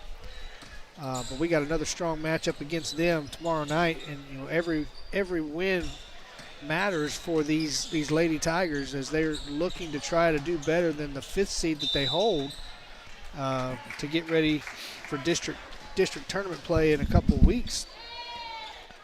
And so it's definitely important. I say a couple weeks. It'll be 2 weeks from Tuesday, I think. And so it's going to be very vital for every win. So these girls need to be shooting well and stay hot. One more home game left. And that's coming up on Tuesday. Is that right? Yeah, that is Tuesday. Yeah. Tuesday, senior night. Senior night, yeah.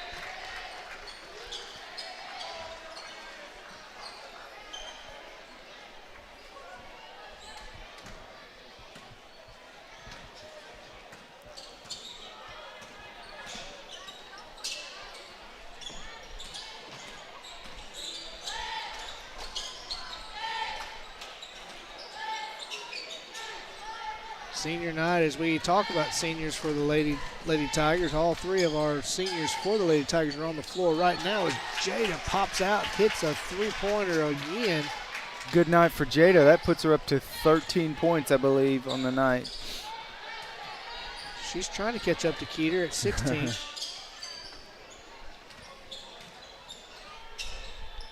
Oh, I had a great look. Layton just a little weak on that shot.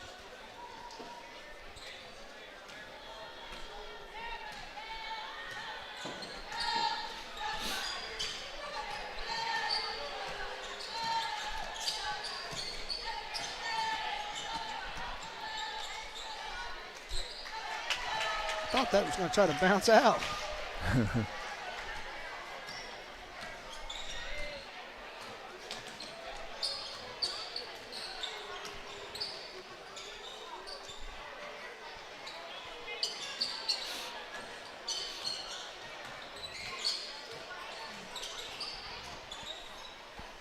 Layton couldn't get a shot off.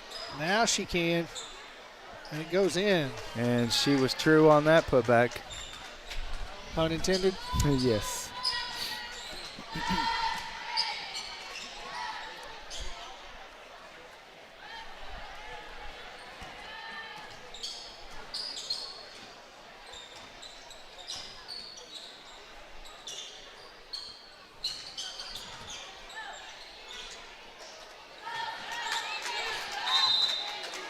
Good hustle by Ott, just out of bounds. Jones and Riggins stepping back in the game as Ray and Keeter will come out.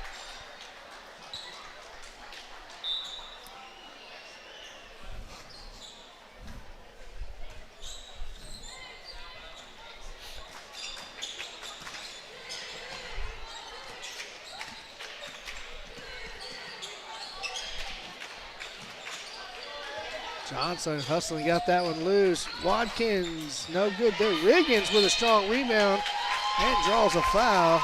Great job seeing that off of the rim by Katie Riggins and going and attacking that rebound.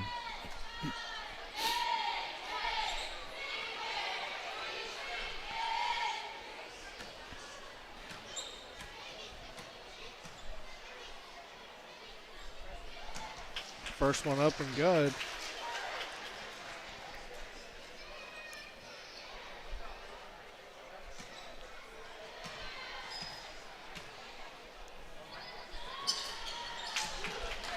She connects on both of them. She does. You know, I noticed on her free throw, Josh, she's probably one of the first I've seen that steps into the free throw. And she made both free throws, so I'm not going to say that's wrong. Whatever, whatever you can do to connect on them. And she did good right there, but she stepped into the free throw. Yeah, that's something that you and I have talked about with different various players that we've watched over the years, and that we've seen quite a few players that just have such a different, unique style of shooting, and it has worked well for them. Not that, like you said, not that there's anything wrong with it, but when you look at it, it's like, man, that looks so awkward. How does that ball even get close to going in? And one person I'm thinking of in particular is Macy Willis. A lot of times when you see a person shoot the ball, there's backspin on it, but hers is always a side spin. So it's like, how in the world was she able to hone that craft? She did. And almost perfected it. Is that kind of like adjusting for your slice? Well, what a pass by guess. Johnson. Oh, Gomez couldn't get it to go down. That's so what you're saying is someone that aims way left for the slice? Yeah, that's me sometimes. So, well, at the end of 3, we're looking at a continuous clock going into the fourth quarter. 59-18 is the score. You're watching Tiger basketball once again on VSL. We'll be back.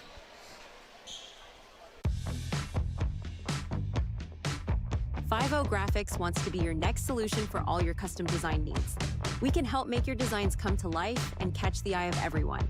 We are your one-stop shop, from business cards, banners, custom apparel, window signs to vehicle wraps, and much, much more. We can do it all. We've no control. If the sky is big and wide, if the ground is black and yellow, it's the same way you showed me. Nod my head, don't close my eyes, halfway on the floor.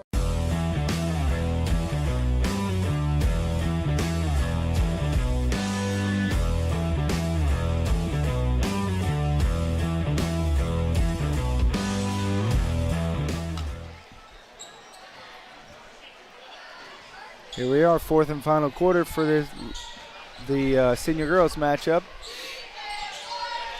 It's been mostly Valley Springs in this contest. As they get a second chance rebound there. Violet gets another opportunity and puts it up and in.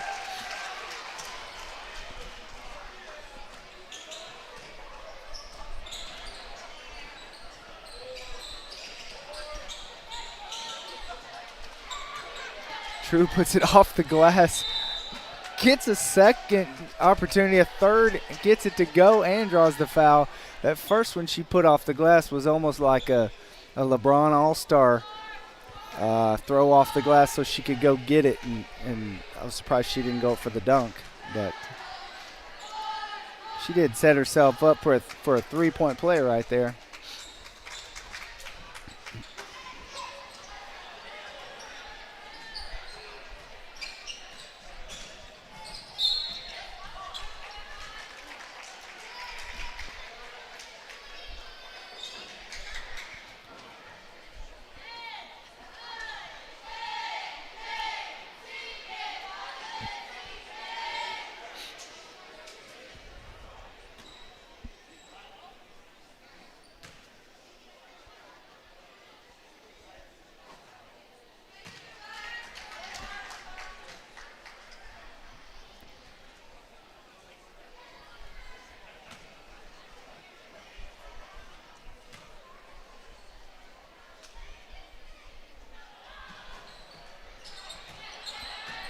Tigers pull that rebound down.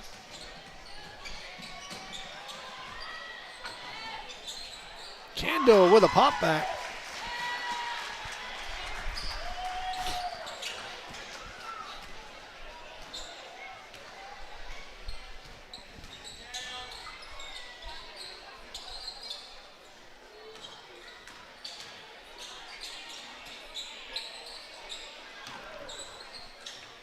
Shot put up by Gates. 3-point bucket.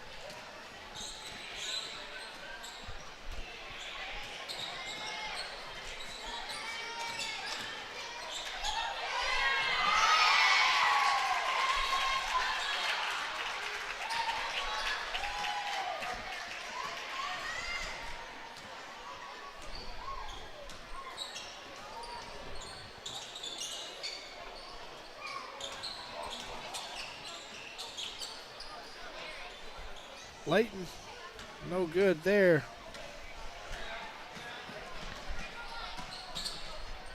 Johnson says no.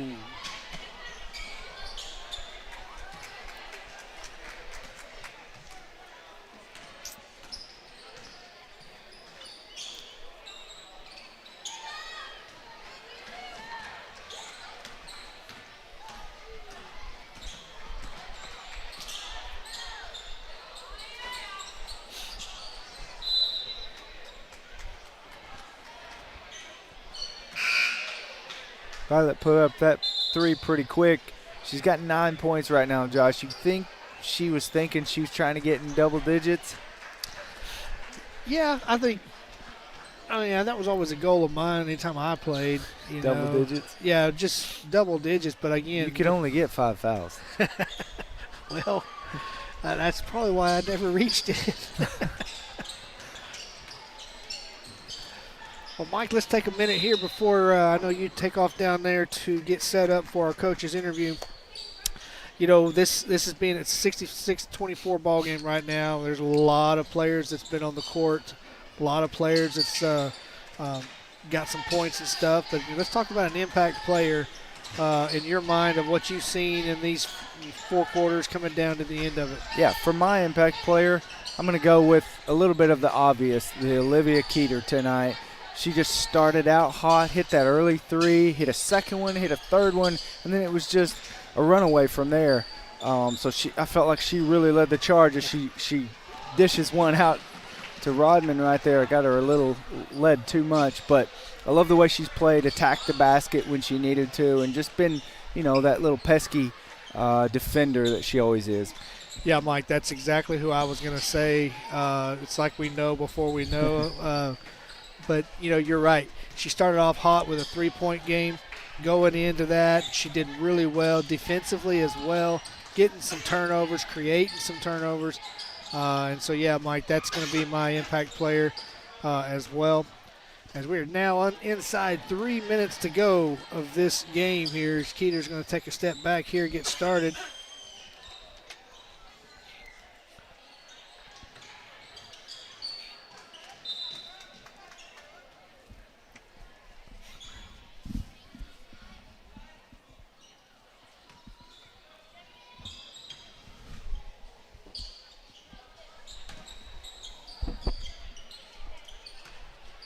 Riggins tries to bounce pass over to Ray, just gets out of the way, away from him.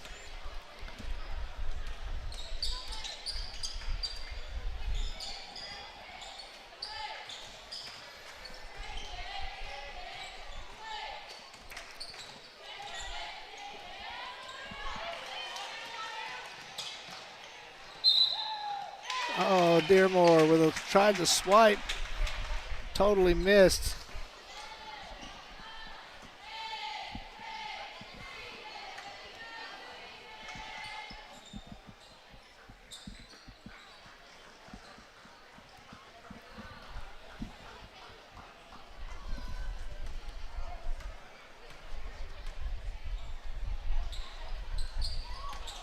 Free throw up, no good.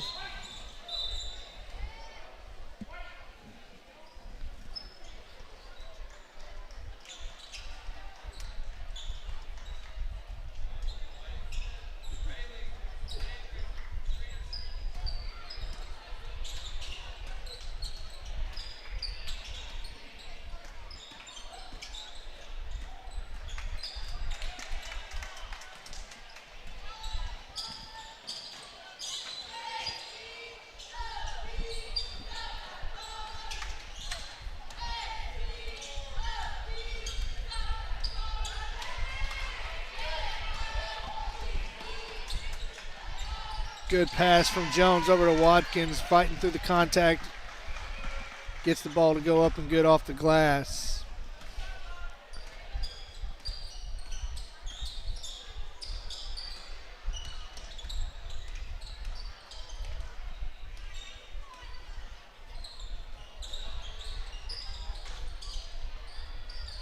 Ooh, just couldn't get it to fall.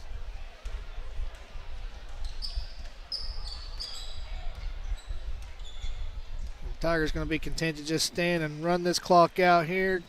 As the Tigers walk away with a victory, 70-24 is your final score. Big conference win for the Lady Tigers. Now they need to continue that on as they move forward towards the start. Continuing in conference play as they take on the Lady Bearcats tomorrow night at Melbourne. We're going to take a quick break. We're going to be back here in just a short minute as we get ready to talk to one of our coaches and get ready to start this next senior boys game.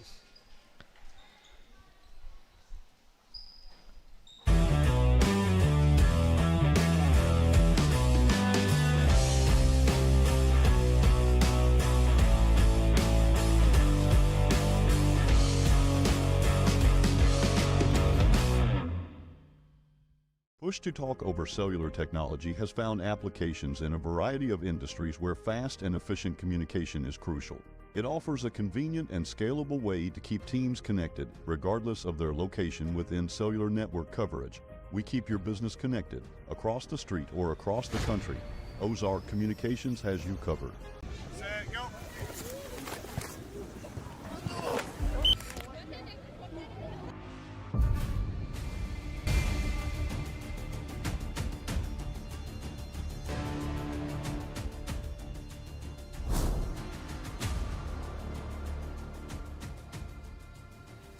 Got my smile back at Bartlett Family Dentistry. And that's going to send her to the line for 2 free throws. On the game, she's 3 for 4 right now. Puts up the first one, and it's good. I'm hungry. Sonic sounds good. A nice burger. Order groovy fries and a nice cold, refreshing Dr. Pepper. Josh. Sonic. Mountain Valley of the Ozarks is proud to be the #1 water supplier for Valley Springs School District. Once you have tasted Mountain Valley water, we promise you won't want to try another brand. Every perfect drop comes from a single protected source near Hot Springs, Arkansas. Mountain Valley has been an American icon with many well-known public names such as Babe Ruth and Well, welcome back, folks. Here, you see me here in the booth, but here I've got Coach O on the mic with us here. Coach, welcome to the broadcast. How's things going for you tonight? They're awesome. Glad to be back in school after the snow break. Oh yeah, it was nice having a few days off, but man, it was sure. You're right. It's nice to get back to somewhat of a normal routine. It's like I woke up this morning like, man, how do I even get ready for work here? Right. Yeah. So, well, Coach, you got a good matchup coming up tonight here against the Panthers from Yellville Summit. Both of you guys kind of set evenly matched right now in the conference as far as records and where you're seated at currently. What are some things that you see out of this Panthers team that you guys expect to combat against and play against them and get a good win tonight? Yeah, well, Coach Ballard does a really good job. You know, he filled in for Hunter Sims, who did a really good job for 9 years of building that program to, the fundamentals and everything that they do, and Coach Ballard's just taking that forward. And he's done a really good job in year 1 at Yellville. They play a little bit differently than they have in years past. He likes to press a little bit more, get up in you, and it's not really necessarily a press to turn you over, but more so speed you up and take you out of the stuff that you want to do. So we've got to be real poised and handling the press, not only not turning it over in the backcourt, but whenever we do break it, to not rush a shot. We've got plenty of time on the shot clock and be able to execute our stuff. And then on the defensive end, we got to know where Kendall Hickerson's at. Great player. Should have been an All-State kid last year. He's one of the better players in the conference. We can't let him get hot early. Yeah, that was kind of something I was fixing to allude to, as you already did. Kendall Hickerson, he's a good outside shooter, but one of the other shooters I got to watch, as I watched a little film against them with Mountain View, that's Mr. Jonas Sutterfield. He can get hot himself from the outside. So that's kind of something there that I was watching that, man, we just got to watch these two ball handlers and making sure. But as far as our guys go here, what's some gameplay you expect tonight that you want to see out of our boys to really just continue moving forward as we get set for district conference district tournament? Yeah, I mean, we just got to, like we said, multiple times over the last couple of weeks, we got to do a really good job of competing on the defensive end. I always tell my boys, we always play hard. We know we're playing hard. Everybody says we play hard. We just got to make sure that we're competing hard as well, and especially on that defensive end, competing for loose balls, competing every closeout, winning every closeout, and just really tracking loose balls. And that defensive end, I tell the boys, offensive end is going to help you win, but the defensive end is where the money's made. So we really got to focus on that end. Well, Coach, we wish you best of luck tonight as we expect to see a Tiger victory. Senior girls got a big one tonight as well, so we want to see a one from you guys. I know that we expect to see it. We're gonna see it, and congratulations on an early victory already. I appreciate it. I like to speak Thank you. things to existence. Well, good luck tonight, Coach. Yeah, appreciate it. Thanks. Well, there you have it, folks. That's our coach there as we get set to take on the senior high boys. Well, the Panthers from Yellville Summit. Stick around. That's coming up in about 5 minutes for the tip-off. You don't want to miss it.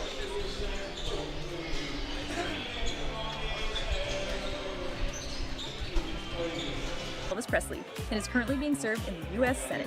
We have convenient delivery options and schedules that will fit perfectly with your home or office's schedules and needs. So visit us at 2489 Highway 62 West in Mountain Home or give us a call at 870-425-9565. Hi, my name is Lance Williams. I'm a 2023 graduate of Farmington High School, currently attending North Arkansas College. My goal is to become a police officer. I chose to attend North Ark for the small class sizes and the sense of community here from all the student activities and cheering on the Pioneers at ball games. I also wanted to go to a college where I could succeed with lots of transfer options. To learn more about the opportunities North Ark has in store for you, visit northark.edu/welcome. Aunt Bee's Bed and Biscuit, servicing all of your boarding needs that you have for your bark buddy. If your buddy needs to stay for the day while you work or play, or maybe an extended overnight stay, then we have you covered. We have indoor and outdoor playgrounds that give your bark buddy the ultimate vacation while you're away on yours. Spots fill quick, so call now and book early at 870-577-5136. We can't wait to have fun with your bark buddy. All right, folks, we are back here. We're getting set now. We got another coach interview. We're getting ready for you. We had Coach O right there. We're fixing to go ahead and bring in Mr. Coach Yates. Coach, welcome to the broadcast. How are you tonight? I'm doing well. Better now. Yeah, you got a win there under the belt there. It was a good conference win tonight. You had your girls shooting well tonight. What was some things that you kind of told your girls going into tonight what you wanted them to do? Oh, play with pace. Just go play with pace. That's what we did in the first half at their place and scored 52 at Yellville. Just get the ball up and down the court, try to get them tired. I knew it would be difficult for them to run with us the whole game, so we got out early. It's nice when you hit shots. And again, back to the flipping game, I liked every shot we took in the first half there. We just didn't make them. So I told our girls, don't waver, don't change anything. And we scored a lot in the second half, but we just decided to do that in the first half tonight. Well, Coach, that was kind of something Mike and I talked about during the broadcast was, making these shots. These are great. But we need to continue staying hot going in. We got another big, tough matchup for you guys tomorrow night against the Lady Bearcats at Melbourne. Yep. Man, had them here, lost by 1, and I hate to bring up poor Salton, probably still an open wound. But, man, that gameplay from McCarn, she really kind of helped lead the charge for those Lady Bearcats to help bring them back into that game to secure a win on that. What are some things that you're telling your girls after tonight? This is a good, a good lead-in for that game tomorrow night, so to speak.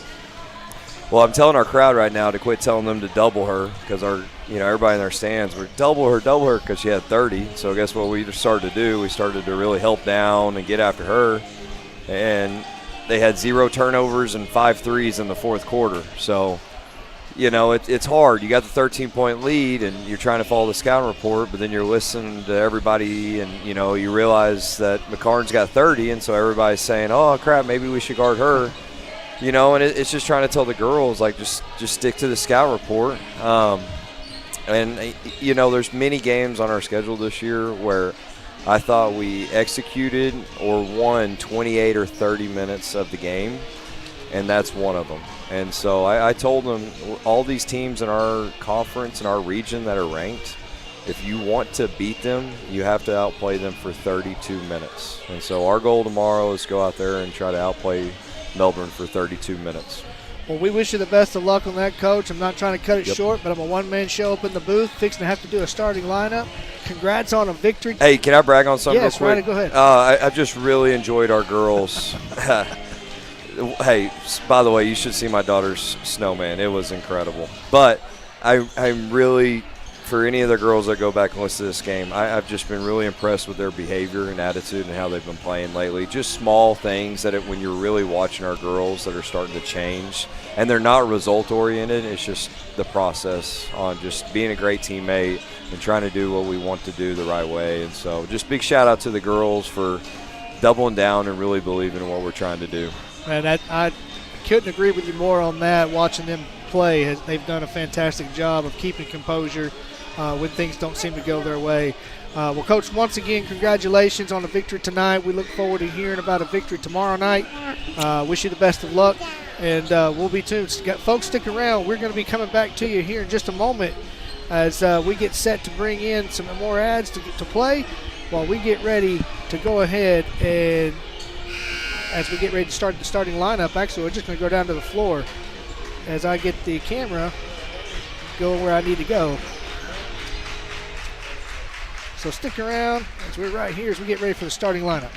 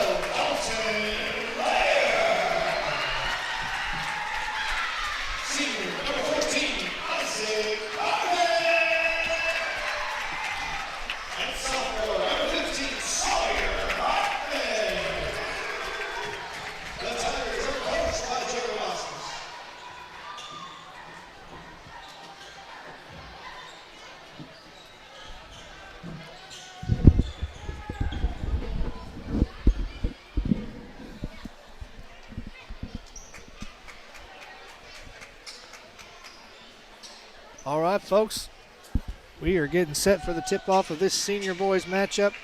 This matchup is going to be an exciting one. They do like to run up and down the court. As Coach O said earlier, watching out for number 3, Hickerson. He can shoot the ball, but tipping off right now is number 33, Noah Ferguson, against number 4, Camden Fredlin. And here we are, folks. Panthers going to start off with the possession as Hickerson has the ball, going to get it up to Layton.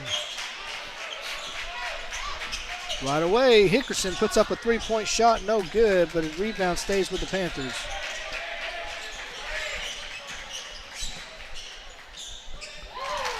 Right away, Hickerson got a hold of it, able to work against Hartman, and he puts it high off the glass.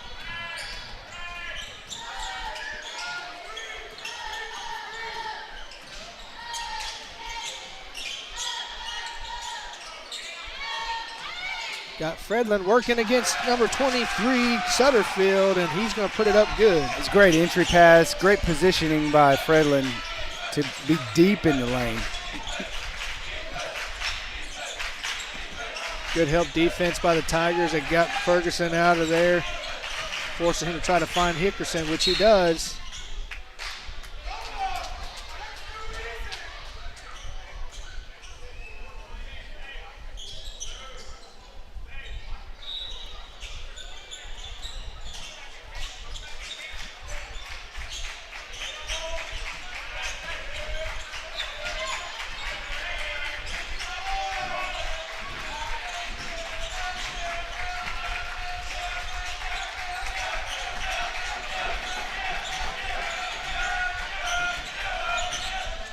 Shot off the glass. That was number 11, Trevin Spence. Wow, I thought that was great defense by the Tigers, but, you know, really good offense. Yeah, I mean, he had a good shot off the glass, and that helped. Nobody there for Hartman to turn over the cut. Lair with a 3 off the right side. Nothing going. Lair running those sleeves tonight. Yeah, maybe change it up a little bit. Yeah. I don't know if he's superstitious or not, but I like the look right away. Get him a shot at the top of the key. Maybe kind of get him going from three-point a little bit.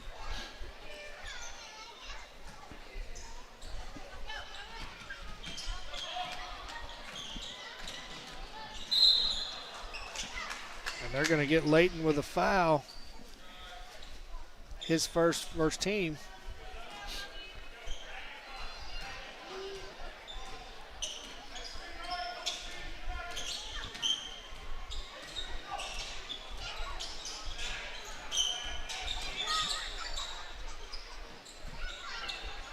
Hartman with a deep 3, nothing there. We're going to say that's going to be the Tigers' ball.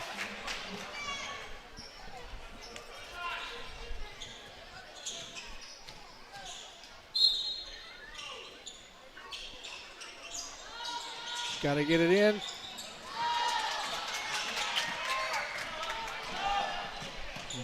Not quite high enough. And Ferguson got a hold of that one as Hickerson finds an open look 3.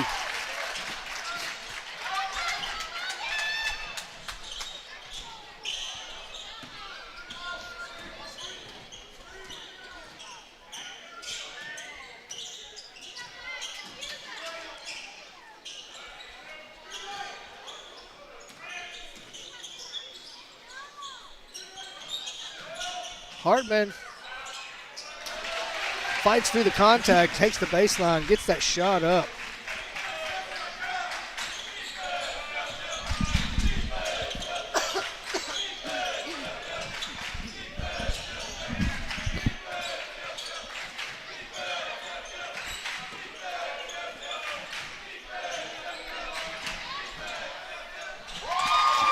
That was a strong cut to the lane, and he saw it and read it. Good pass in there as Hickerson puts that high. I thought he was going to flush it. It's got some surprising ups, huh? Yeah. Of course, the crazy thing is from up here, all the kids look like they're not very tall until you get down there and you're standing up beside them and you realize they still tower over you about 6 to 8 inches. Right. Hartman outside, puts it down. That was a great pass from Lair finding him.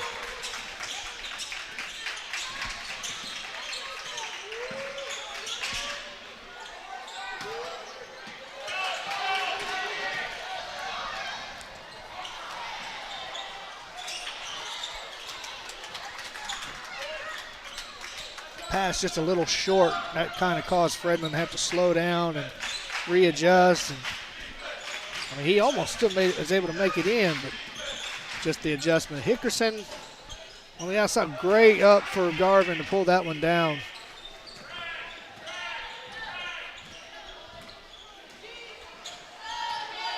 Hartman again.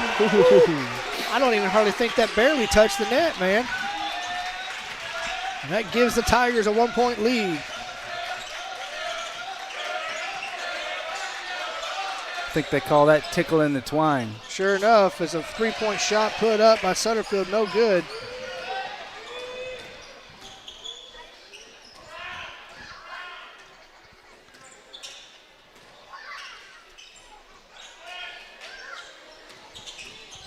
Hartman going to go ahead and try to take it.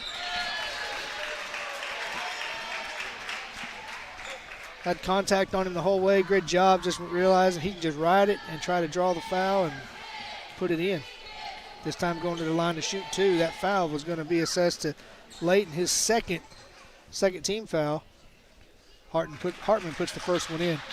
For the Panthers, number 12, Gilly, and number 24, I believe it is, Cantrell. And for the Tigers, number 0, Luke Roberts checking in.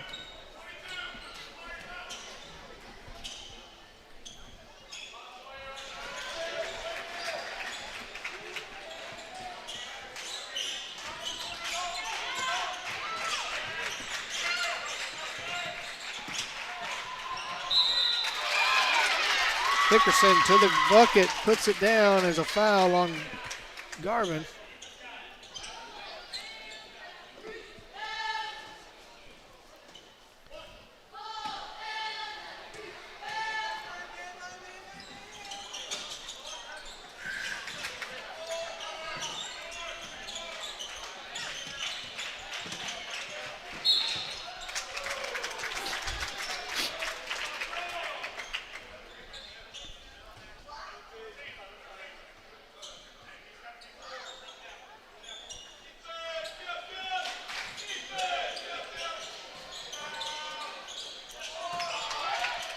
Gilly strong with that rebound, put it up.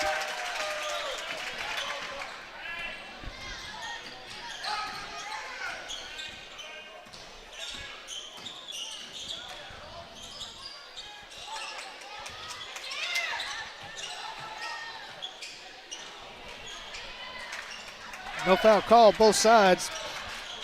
It's okay. That's the kind of, ball play we like to play, and not every drive to the bucket has a foul, and that's what a lot of people.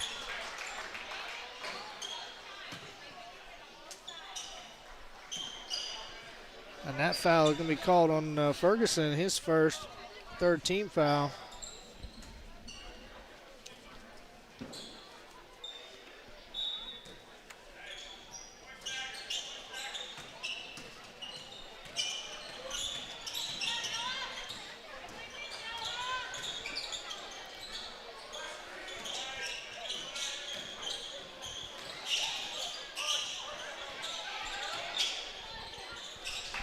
Good idea, just Camden couldn't get it to be in the right spot.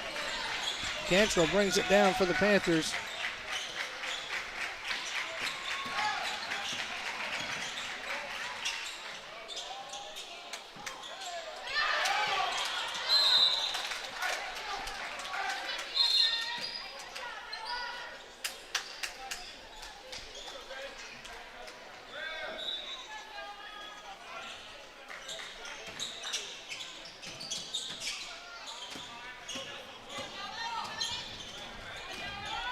Panthers putting on the press that Coach Oates spoke about, not so much try to cause a turnover. Redland fighting hard for the rebound.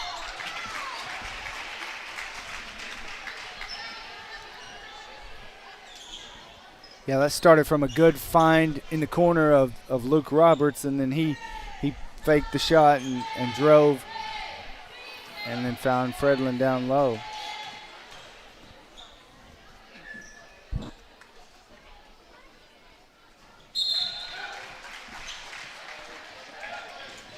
Sutterfield back into the game. He'll be coming in for Ferguson, as Ferguson has 2 fouls against him.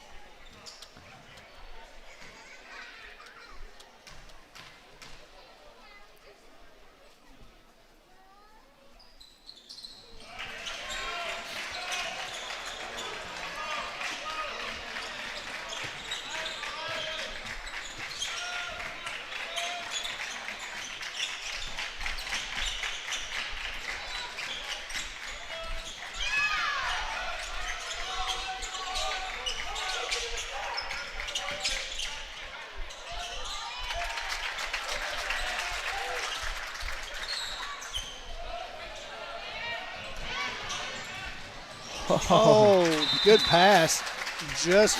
Garvin just couldn't get a hold of it. I think it still had some of that spin on it. It did. Boy, I had never seen that much spin even on a bowling ball.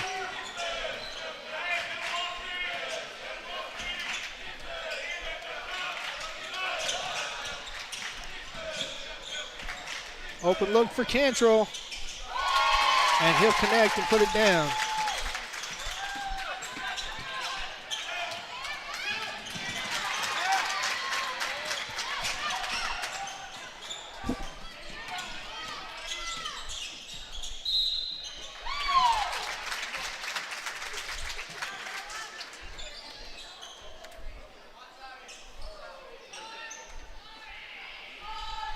Hickerson at the line, he'll be shooting.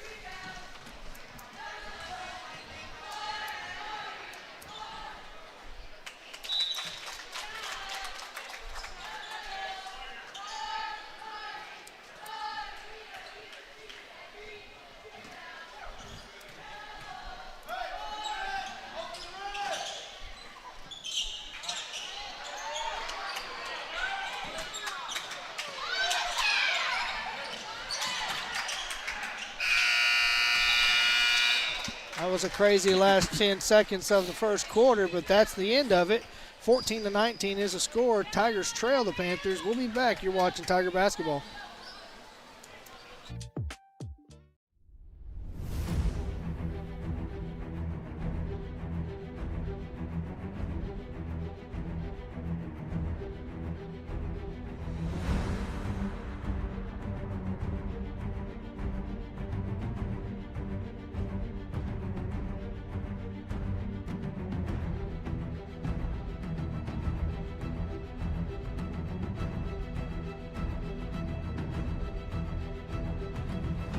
It is never too early, nor is it too late to start planning for your future. At North Arkansas College, we offer concurrent college classes for high school students that allow them to earn dual credit while working toward both a high school diploma and a college degree. We also offer programs such as Career Pathways, which is committed to helping parents return to school by paying expenses such as fuel and childcare.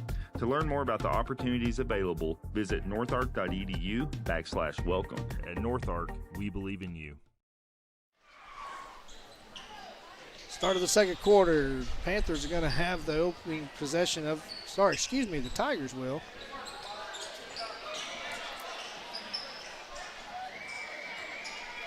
Tigers have played strong, down 5, just for a couple of minor turnovers that we've had. But turnovers can either, you can play through them and still play better, or they can come back and haunt you. And let's hope that it doesn't do that for us. Oh, and Luke could not get that one to come down.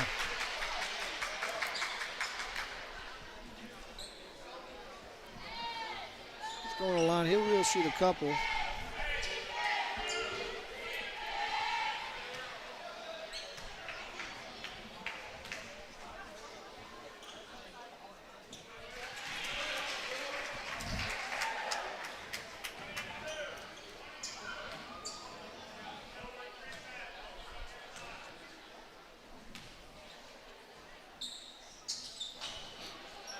Second one just off the mark.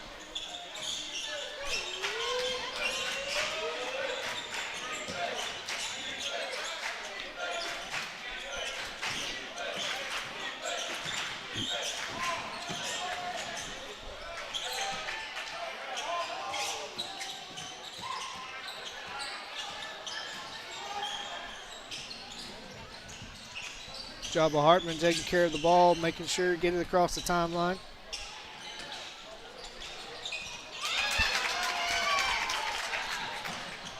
And they just totally announcer's jinx on it, but we got it right back.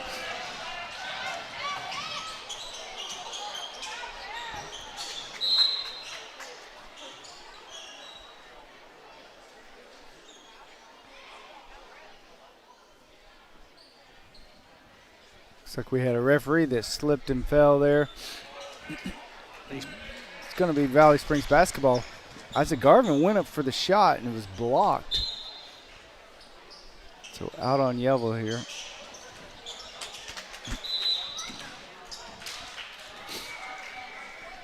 stolen by Cantrell, but he's out of bounds for just a little bit after he got the ball.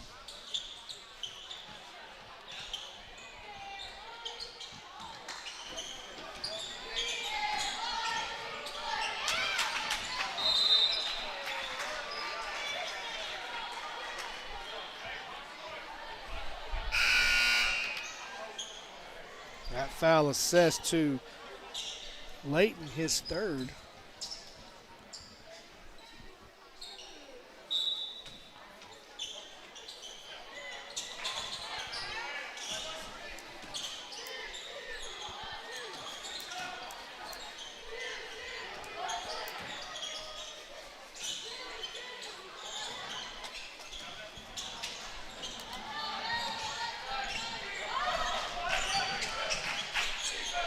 Three by Hickerson, short off the front of the iron. Cantrell steps back like he's going to.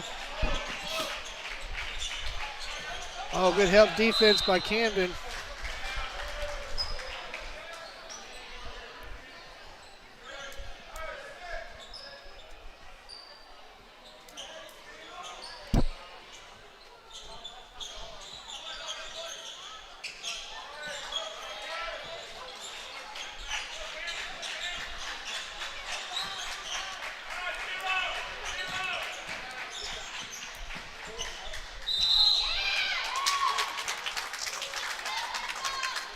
Roberts got him, made contact with the side of his head as he went up.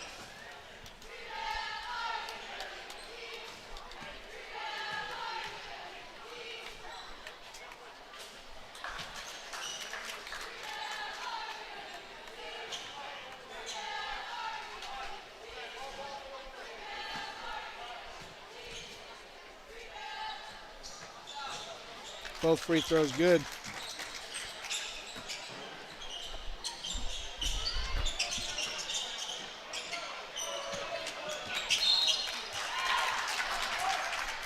Got a trap down there. He just had nobody to help out there and tried to pass out of it, but pass out of bounds. Yeah, that's a tough spot to pick up the dribble right there.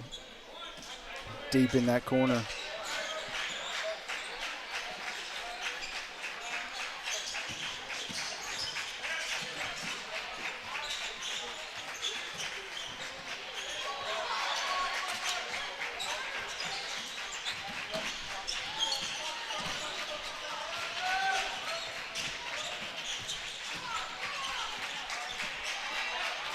Cantrell.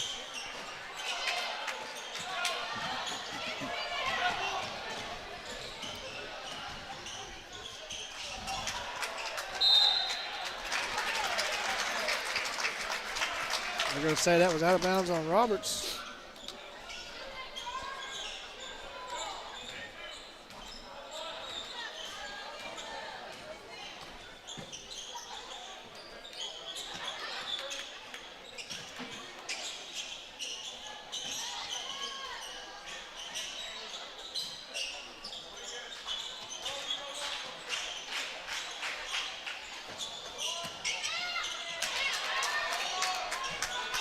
Too many second chance opportunities given to the Panthers.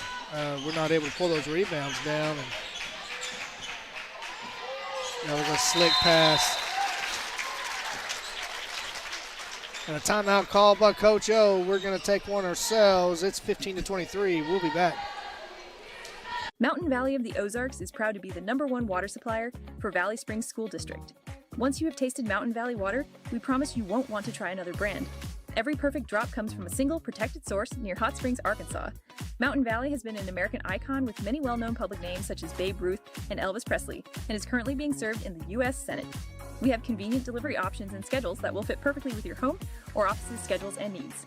So visit us at 2489 Highway 62 West in Mountain Home, or give us a call at 870-425-9565.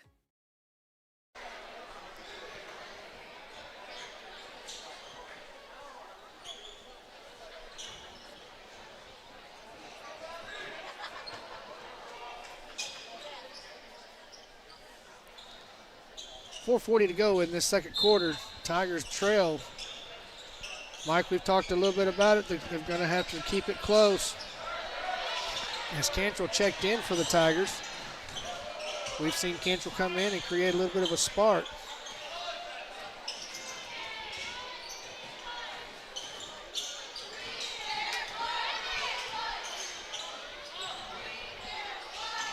Another three-point bucket put in by Hartman.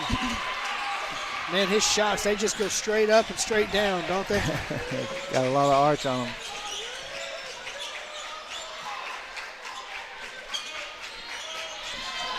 And right on cue, Cantrell.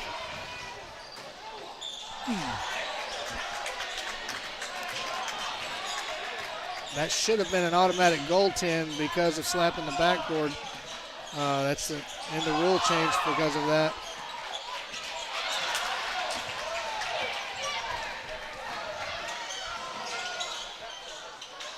Hartman there. Nice transition there.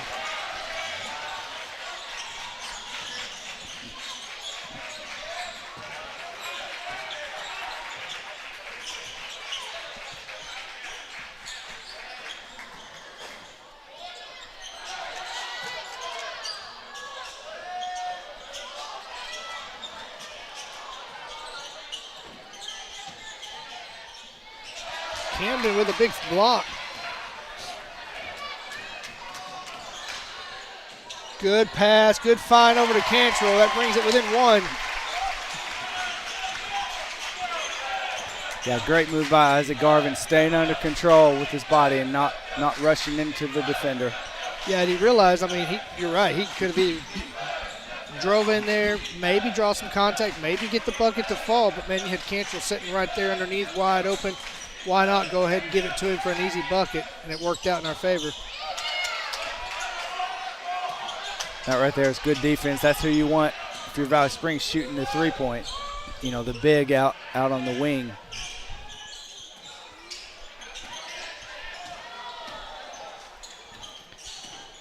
Hickerson's gassed.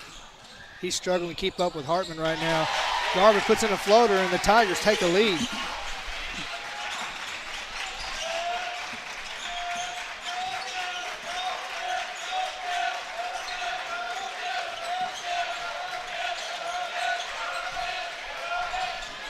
Oh, overstretched by Hartman. Cantrell stops up for a three, nothing there. Ferguson pulls down the rebound. Cantrell gets one to go.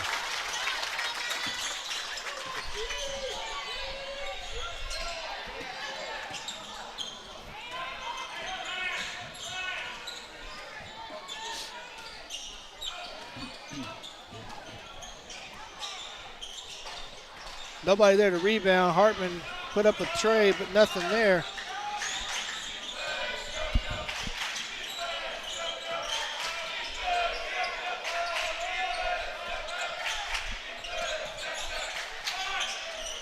Hickerson gets that one to fall. Got to close out strong against that good shooter.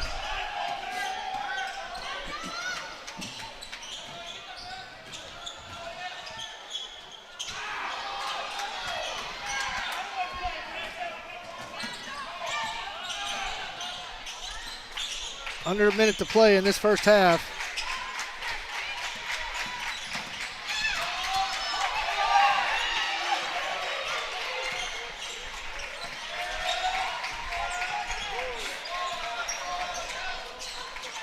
Cantrell.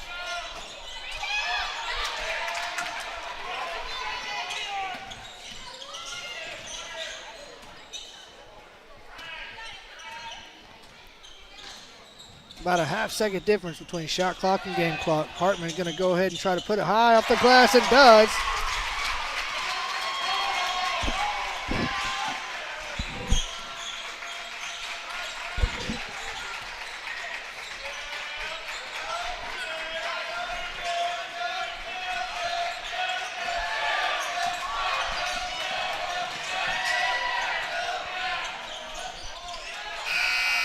And at the end of the first half, Tigers trail by 2.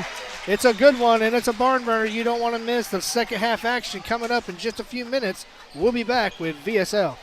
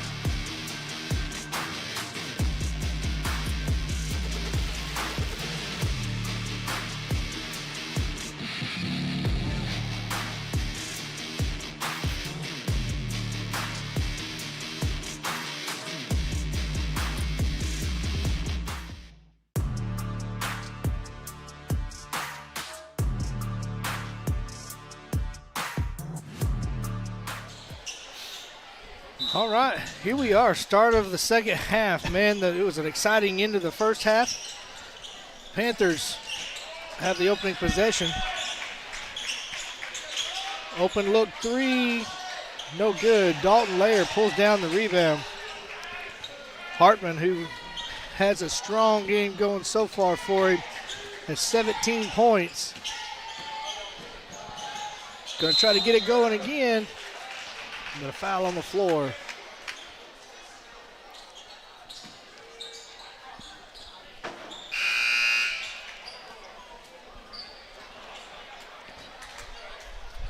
And that'll be 4 on Layton as Cantrell checks in for him right away.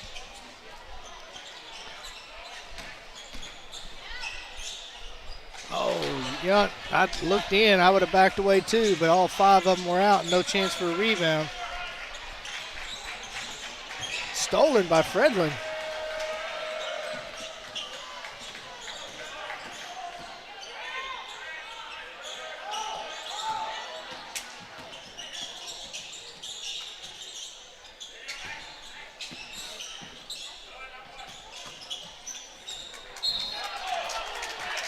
Good call. That's the right call. Off of the legs of Garvin there.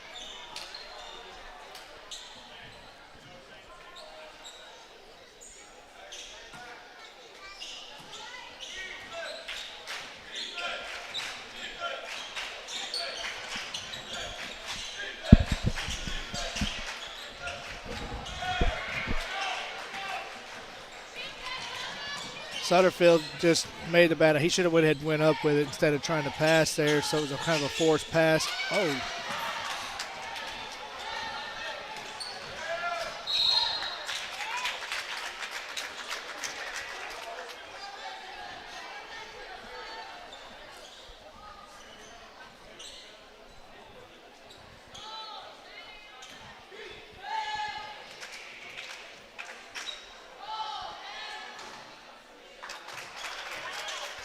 First one for Hickerson, up and good.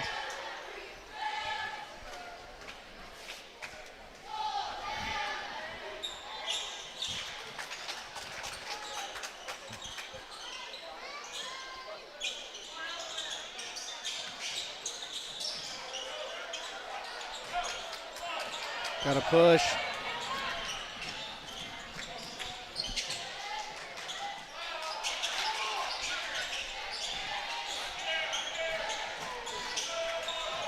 Nothing there for Hartman as he tried to drive it all the way, just couldn't get it to fall.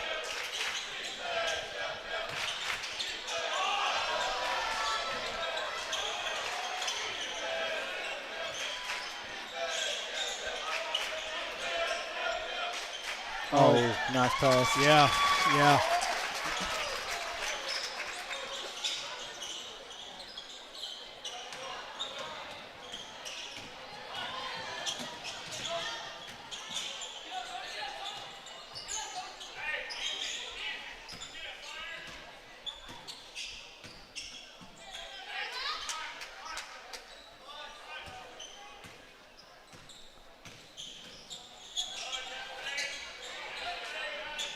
Good bucket by Young. Way to set that up. That play drawn up perfectly. That was a much-needed bucket and much needed for both sides, not just for the team, but Young as well to get a confident shot.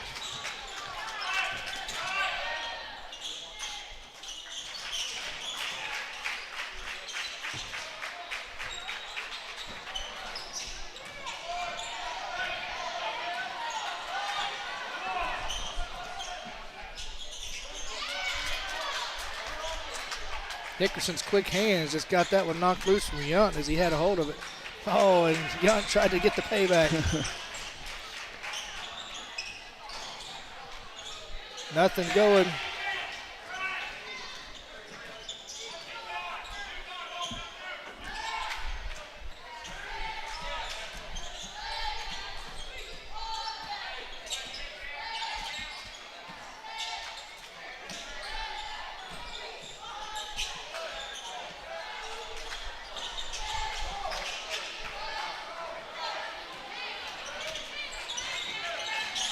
Garvin had the open look, just missed.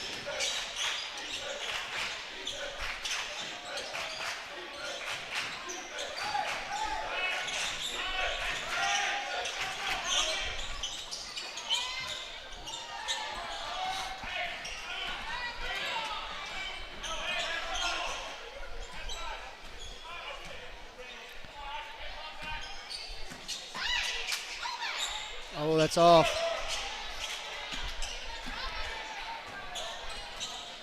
Young's momentum to the left, took it to the left as he shot. A timeout, full timeout called by Coach Ballard for the Panthers. We'll take a quick one ourselves and be right back.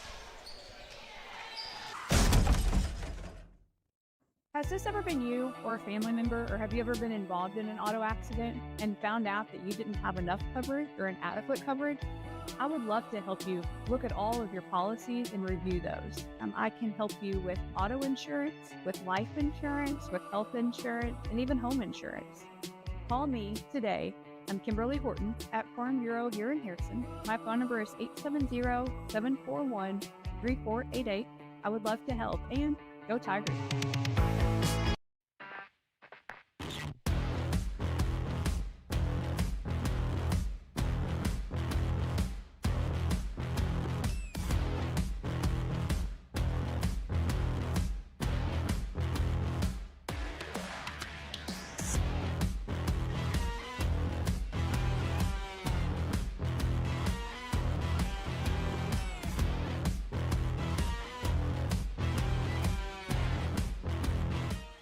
Fall is in full bloom at Plants Etc., Carnahan Farms and Land Management. They are your full-service nursery and garden store, now bigger and better than ever, offering full-service landscaping and lawn care. Get your fall decor, mums and pumpkins, and get this, you could roll out in a 2025 Yamaha Viking Ranch Edition side-by-side.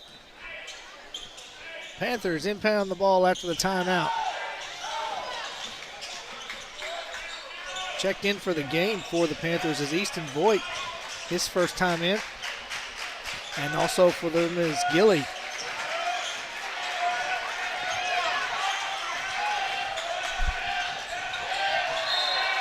Good job defense of knocking that out of bounds.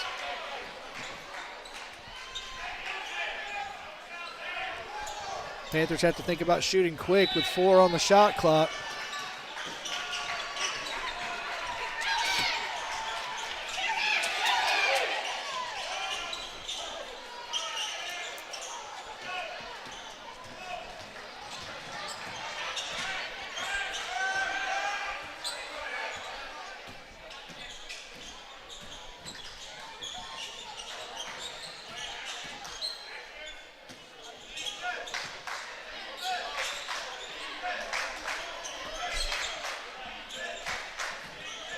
Hartman gonna drive and does, splits 3.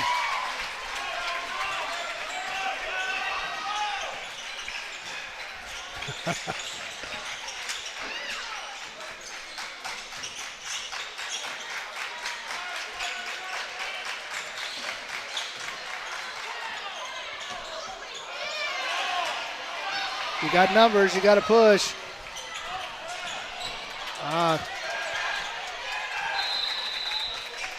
Tied up, that's going to stay with the Tigers.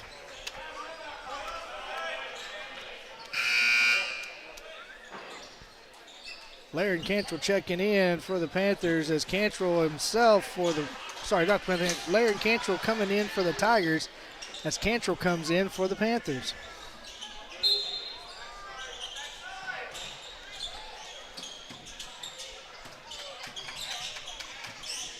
Good recovery by Cantrell there because Hartman thought about taking that 3. Beat Hickerson on the mark right there. That was a good drive by Roberts.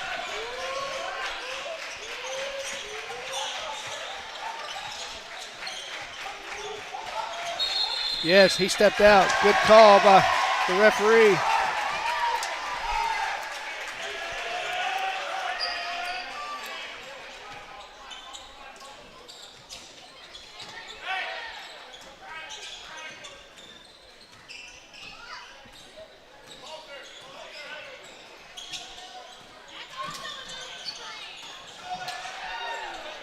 Roberts for 3, no good. Cantrell tried to come in and get the rebound, nothing there. Gilly pulls it down for the Panthers and gets it to Cantrell for the Panthers. 2 Cantrells on the floor right now has got me messed up for a minute.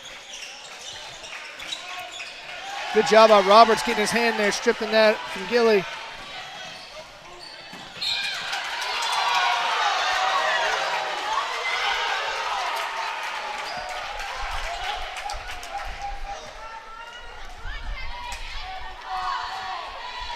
want an IMO, in my opinion. Roberts got bailed out with a foul call there, to be honest.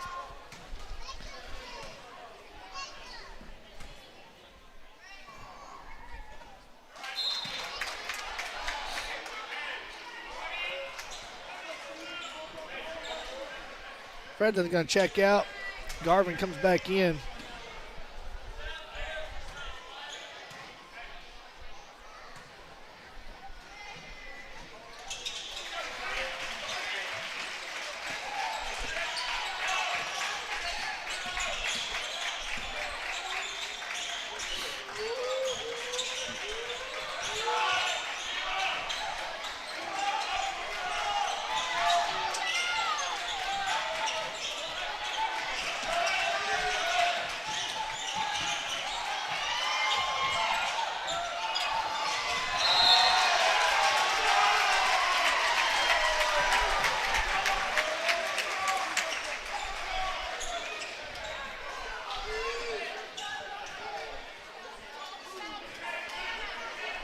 Under a minute now in this third quarter. Tigers up by 2.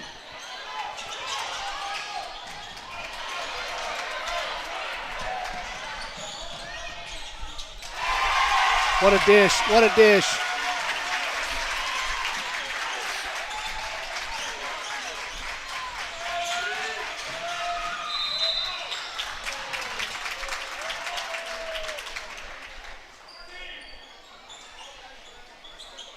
You're going to say that was Lair from the backside.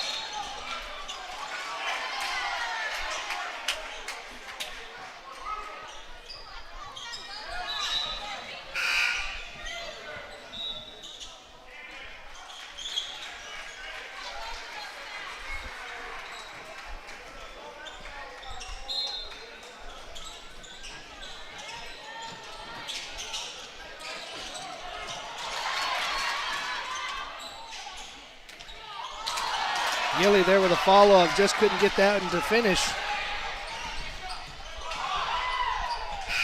Oh, with a buzzer for Lair. What a good job. Had the defender off the feet, took a couple steps in to make the easier shot. And at the end of 3, Tigers lead by 4. We'll be back in just a minute. Just grab a t-shirt for $30, score 30 entries, or go big with a sweatshirt for $60 and get 60 entries. Highway 7 South in Harrison. Call 870-577-2079. Grow it, build it, live it, buy local at Plants Etc.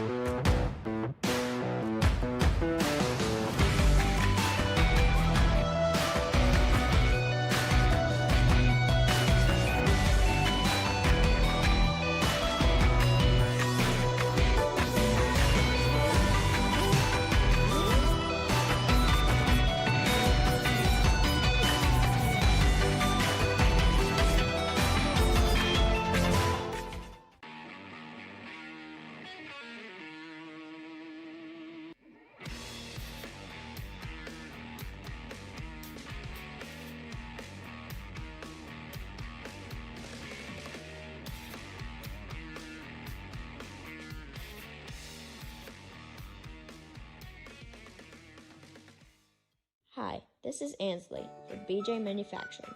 If you're in need of high... All right, we're back. Fourth and final quarter. Panthers going to have the ball. Tigers hold a 4-point lead.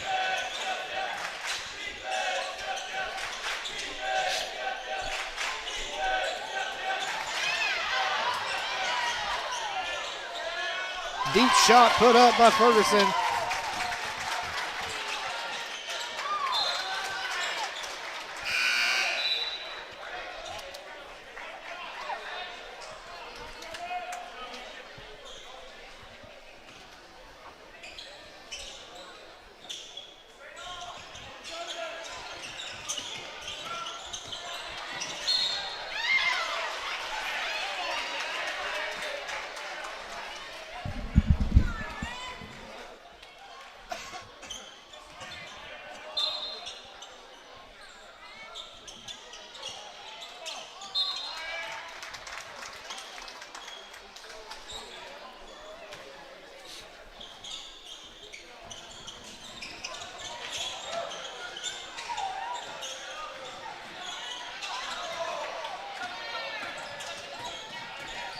Tigers get it in and finally across the timeline.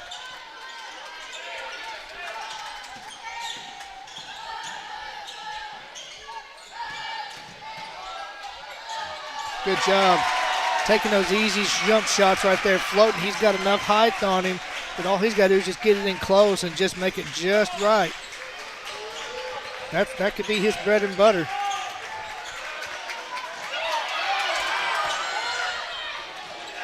Oh, wow, what a block by Garvin on the backside. Help.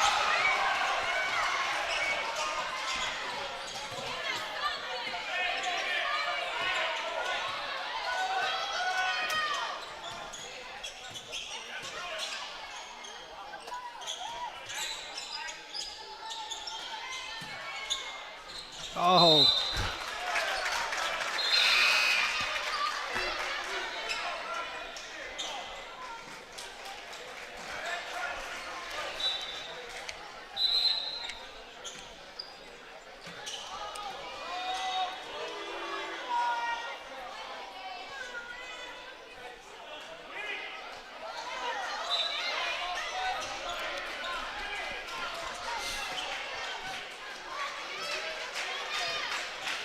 Bench warning, I believe, given to Coach Ballard.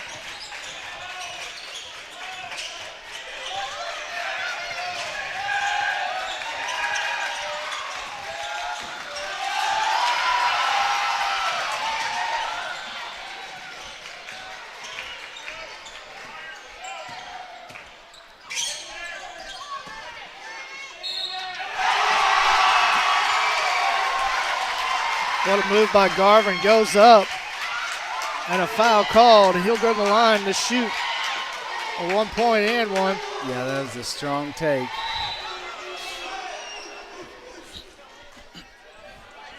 That's 3 on number 33, Ferguson.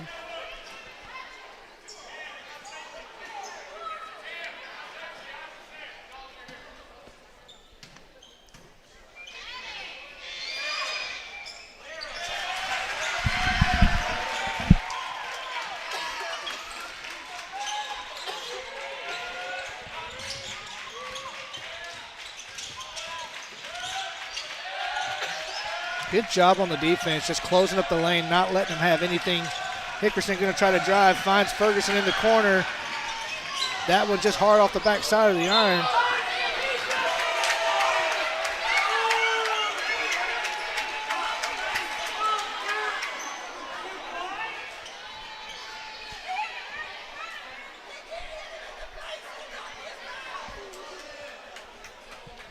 Panthers were upset about the guy getting hit in the face, and it was actually by his own guy.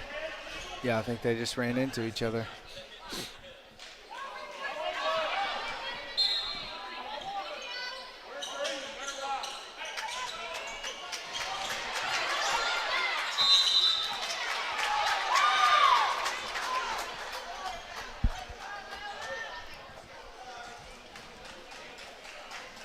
That foul going to be on Hartman, his first.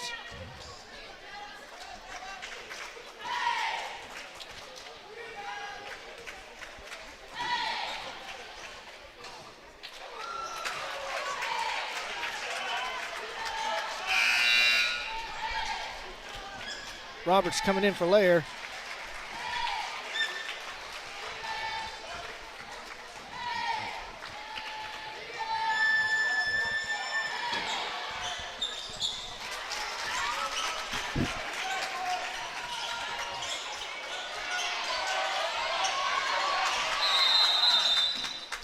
Timeout called by Coach O. We'll take one with them. We'll be back. And that's going to send her to the line for 2 free throws. On the game, she's 3 for 4 right now. Puts up the first one, and it's good. I'm hungry. Sonic sounds good. A nice burger. I order those groovy fries and a nice cold, refreshing Dr. Pepper. Josh. Sonic. Up any more that he wants. All right.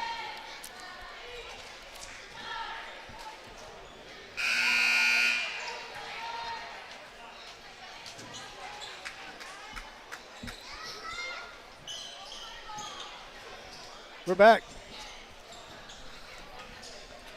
As you know, you may have probably heard, I'm not sure if we came in early or not, but we said looks like the Panthers right now are playing gassed.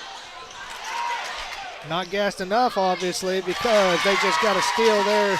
Yeah, this trap here is giving Valley some fits. Last couple possessions. What a strong move, and even better pass from Garvin. Knew he didn't have it, just lead passed it out to Yount, and Yount took it full sprint. Yeah, he took all the way. Put on some speed.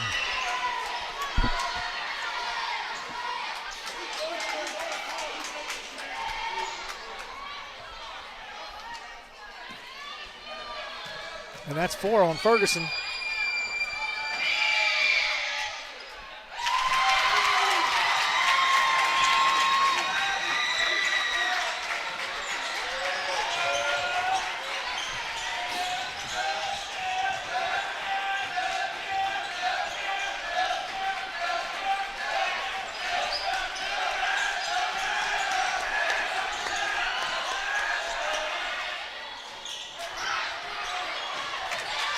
Oh, just right back into the hands of Cantrell.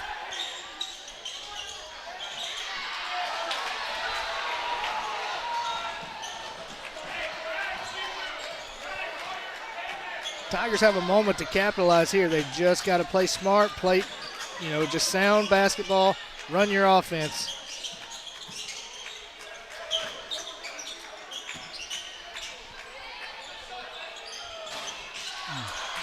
Just a little off the mark. Hickerson there to get the rebound, coming down. He's going to try to catch him in transition, but nothing.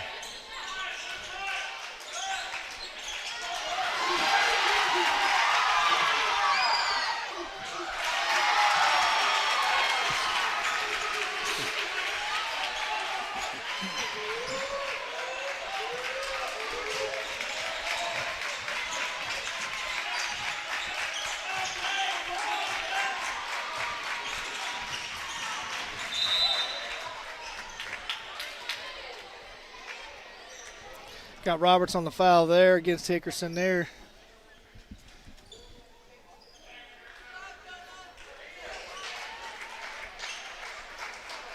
Hickerson had come out for a minute, I think, on the steal from Roberts earlier. As Roberts went for the ball, he may have made contact with his face of some sort.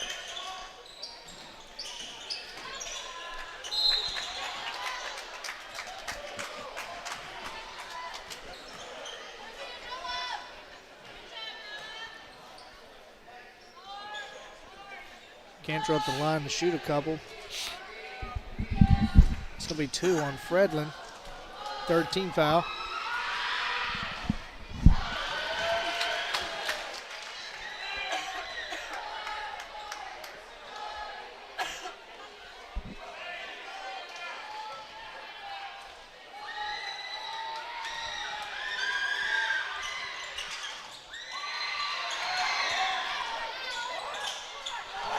What a block from behind Fredlin.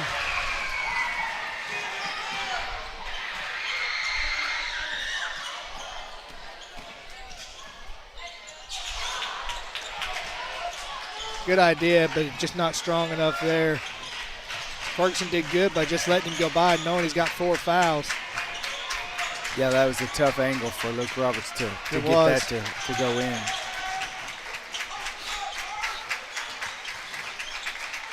Good spin move.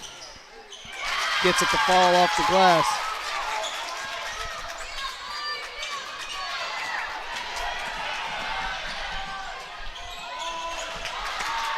In a case like that, just lead into him. If you're going to try to, you can't expect a foul just by going up. If you want to draw the foul, at least make some contact. Make it be questionable for the referees.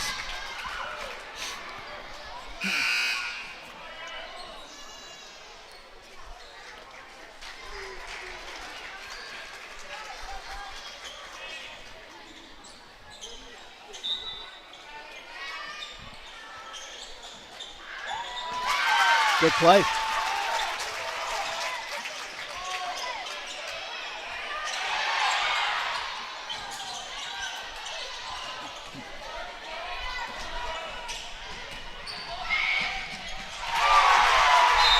timeout called by Coach O. It's a full timeout, Mike. Let's stick right here. We have a 6-point lead, 2.5 to play in this game. Man, the momentum has shifted towards Valley Springs, but at any point, 6 points, that's not a huge lead. And so Coach Ballard, he's going to take the opportunity for his guys right now to kind of get them set down, get a little of a breather. Because we said it earlier, right before this quarter, they're playing gassed right now, and they're tired. It's going to come down to if Valley Springs can take care of the basketball and attack that press. Yeah, and right now what's happening is while they're slowing them down, once we get past the free throw line in their own territory, we got numbers down here in the fast break. Right. So either Coach Ballard's going to have to put on an even tougher press, or you back it off, and hopefully your defense can get some stops for you so that you can come down here and try to get back into this game. Again, 6 points can go real quick.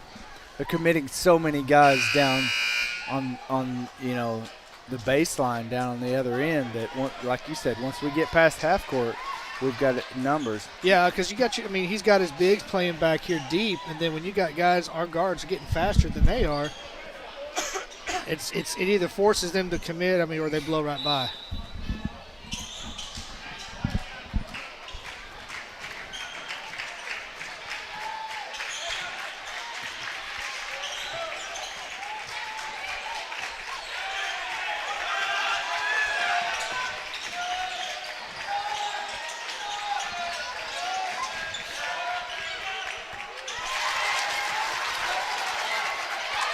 Those are the kind of shots we'll let you take and drive down.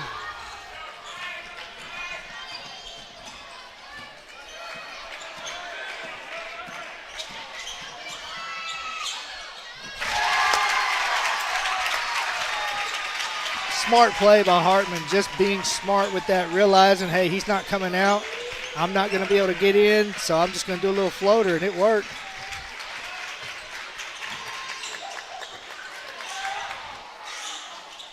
In and out for Gilly. Ferguson pulls it down. Gilly's everywhere with that ball, man. I'm telling you, he's just quick.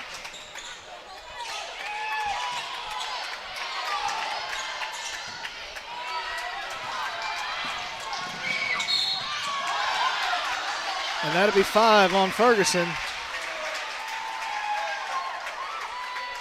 Are they going to say he's shooting or on the floor? It's on the floor. And that'll be 5 for Ferguson as Sutterfield checks back into the game.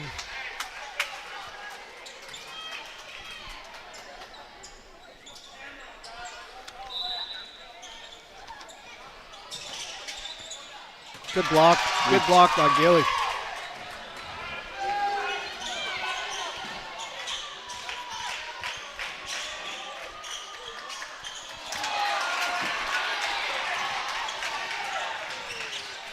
Clock is your friend. You need to work this down.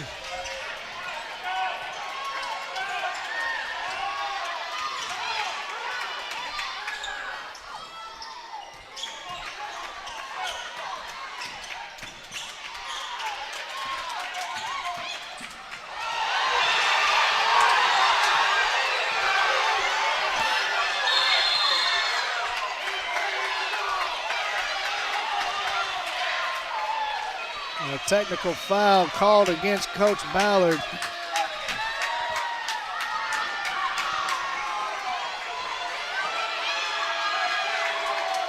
As Hartman will go to the line to shoot 2 with 38 seconds to go.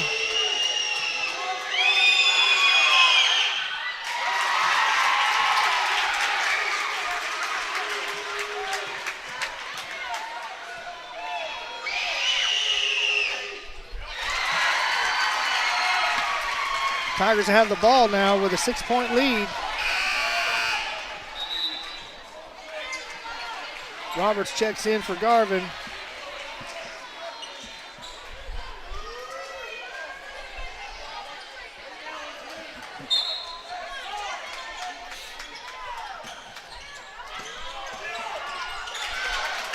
That was slick by Hickerson. What a block by Roberts.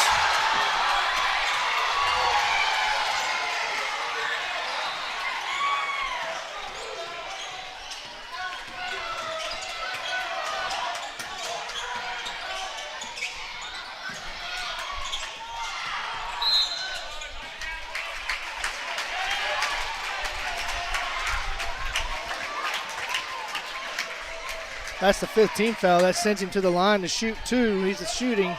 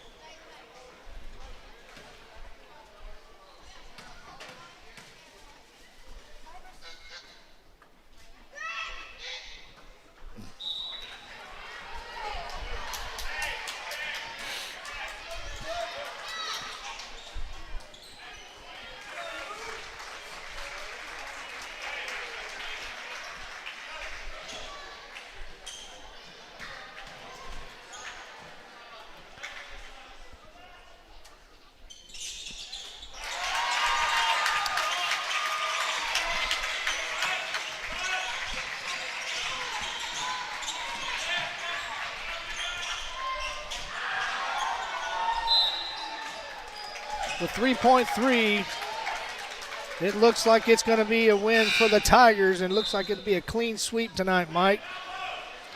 Real quickly, want to thank our friends over at all of our sponsors tonight, but also want to thank our friends at Edward Jones for making this broadcast possible.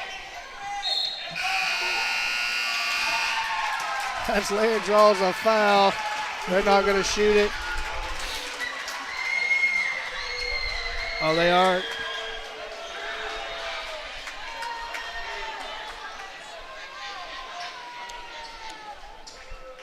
It is going to be a foul that was assessed as shooting with 0.3 on the clock.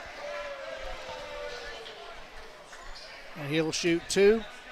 But our friends at Edward Jones, as you said earlier, for making this broadcast possible. All of our sponsors for also doing this, those that are named and unnamed. Folks, I believe Melbourne, who they face tomorrow night, has, I believe, their Huddle Cam. So I think you can find the broadcast tomorrow night on Huddle Fan. For those of you that want to tune in, please be sure to do that. Cheer on the Tigers. If you can't make the trip, we totally understand. They do too. There is another chance of some more precip that's going to be moving in. So if you're unable to make the trip, definitely go ahead and watch on Huddle Cam. That's going to do it for us tonight. A big, huge win for the Tigers tonight. Found themselves down by, I think it was 8 at one point in the first quarter, second quarter maybe, and they brought it to within 2 trailing, and then all of a sudden you come back and you win by 7. Great win for them. Looks good for them, definitely in the win-loss column. But, man, we got a lot coming up for conference play. Our last broadcast, home broadcast, senior night, Tuesday night, we will be hosting Mountain View Yellow Jackets. So you want to make sure you tune in for that. It's the final night. Seniors going to get, some of the seniors that don't normally get a start, they're going to be getting a start. Just a lot of fun stuff going on for you guys. Last home broadcast. Mike, can't believe we're saying that already, but that's what it is. Well, until then, Mike, anything else you want to add? Thanks again to our camera operators. You guys have a great night, great weekend, and we'll see you guys on Tuesday night.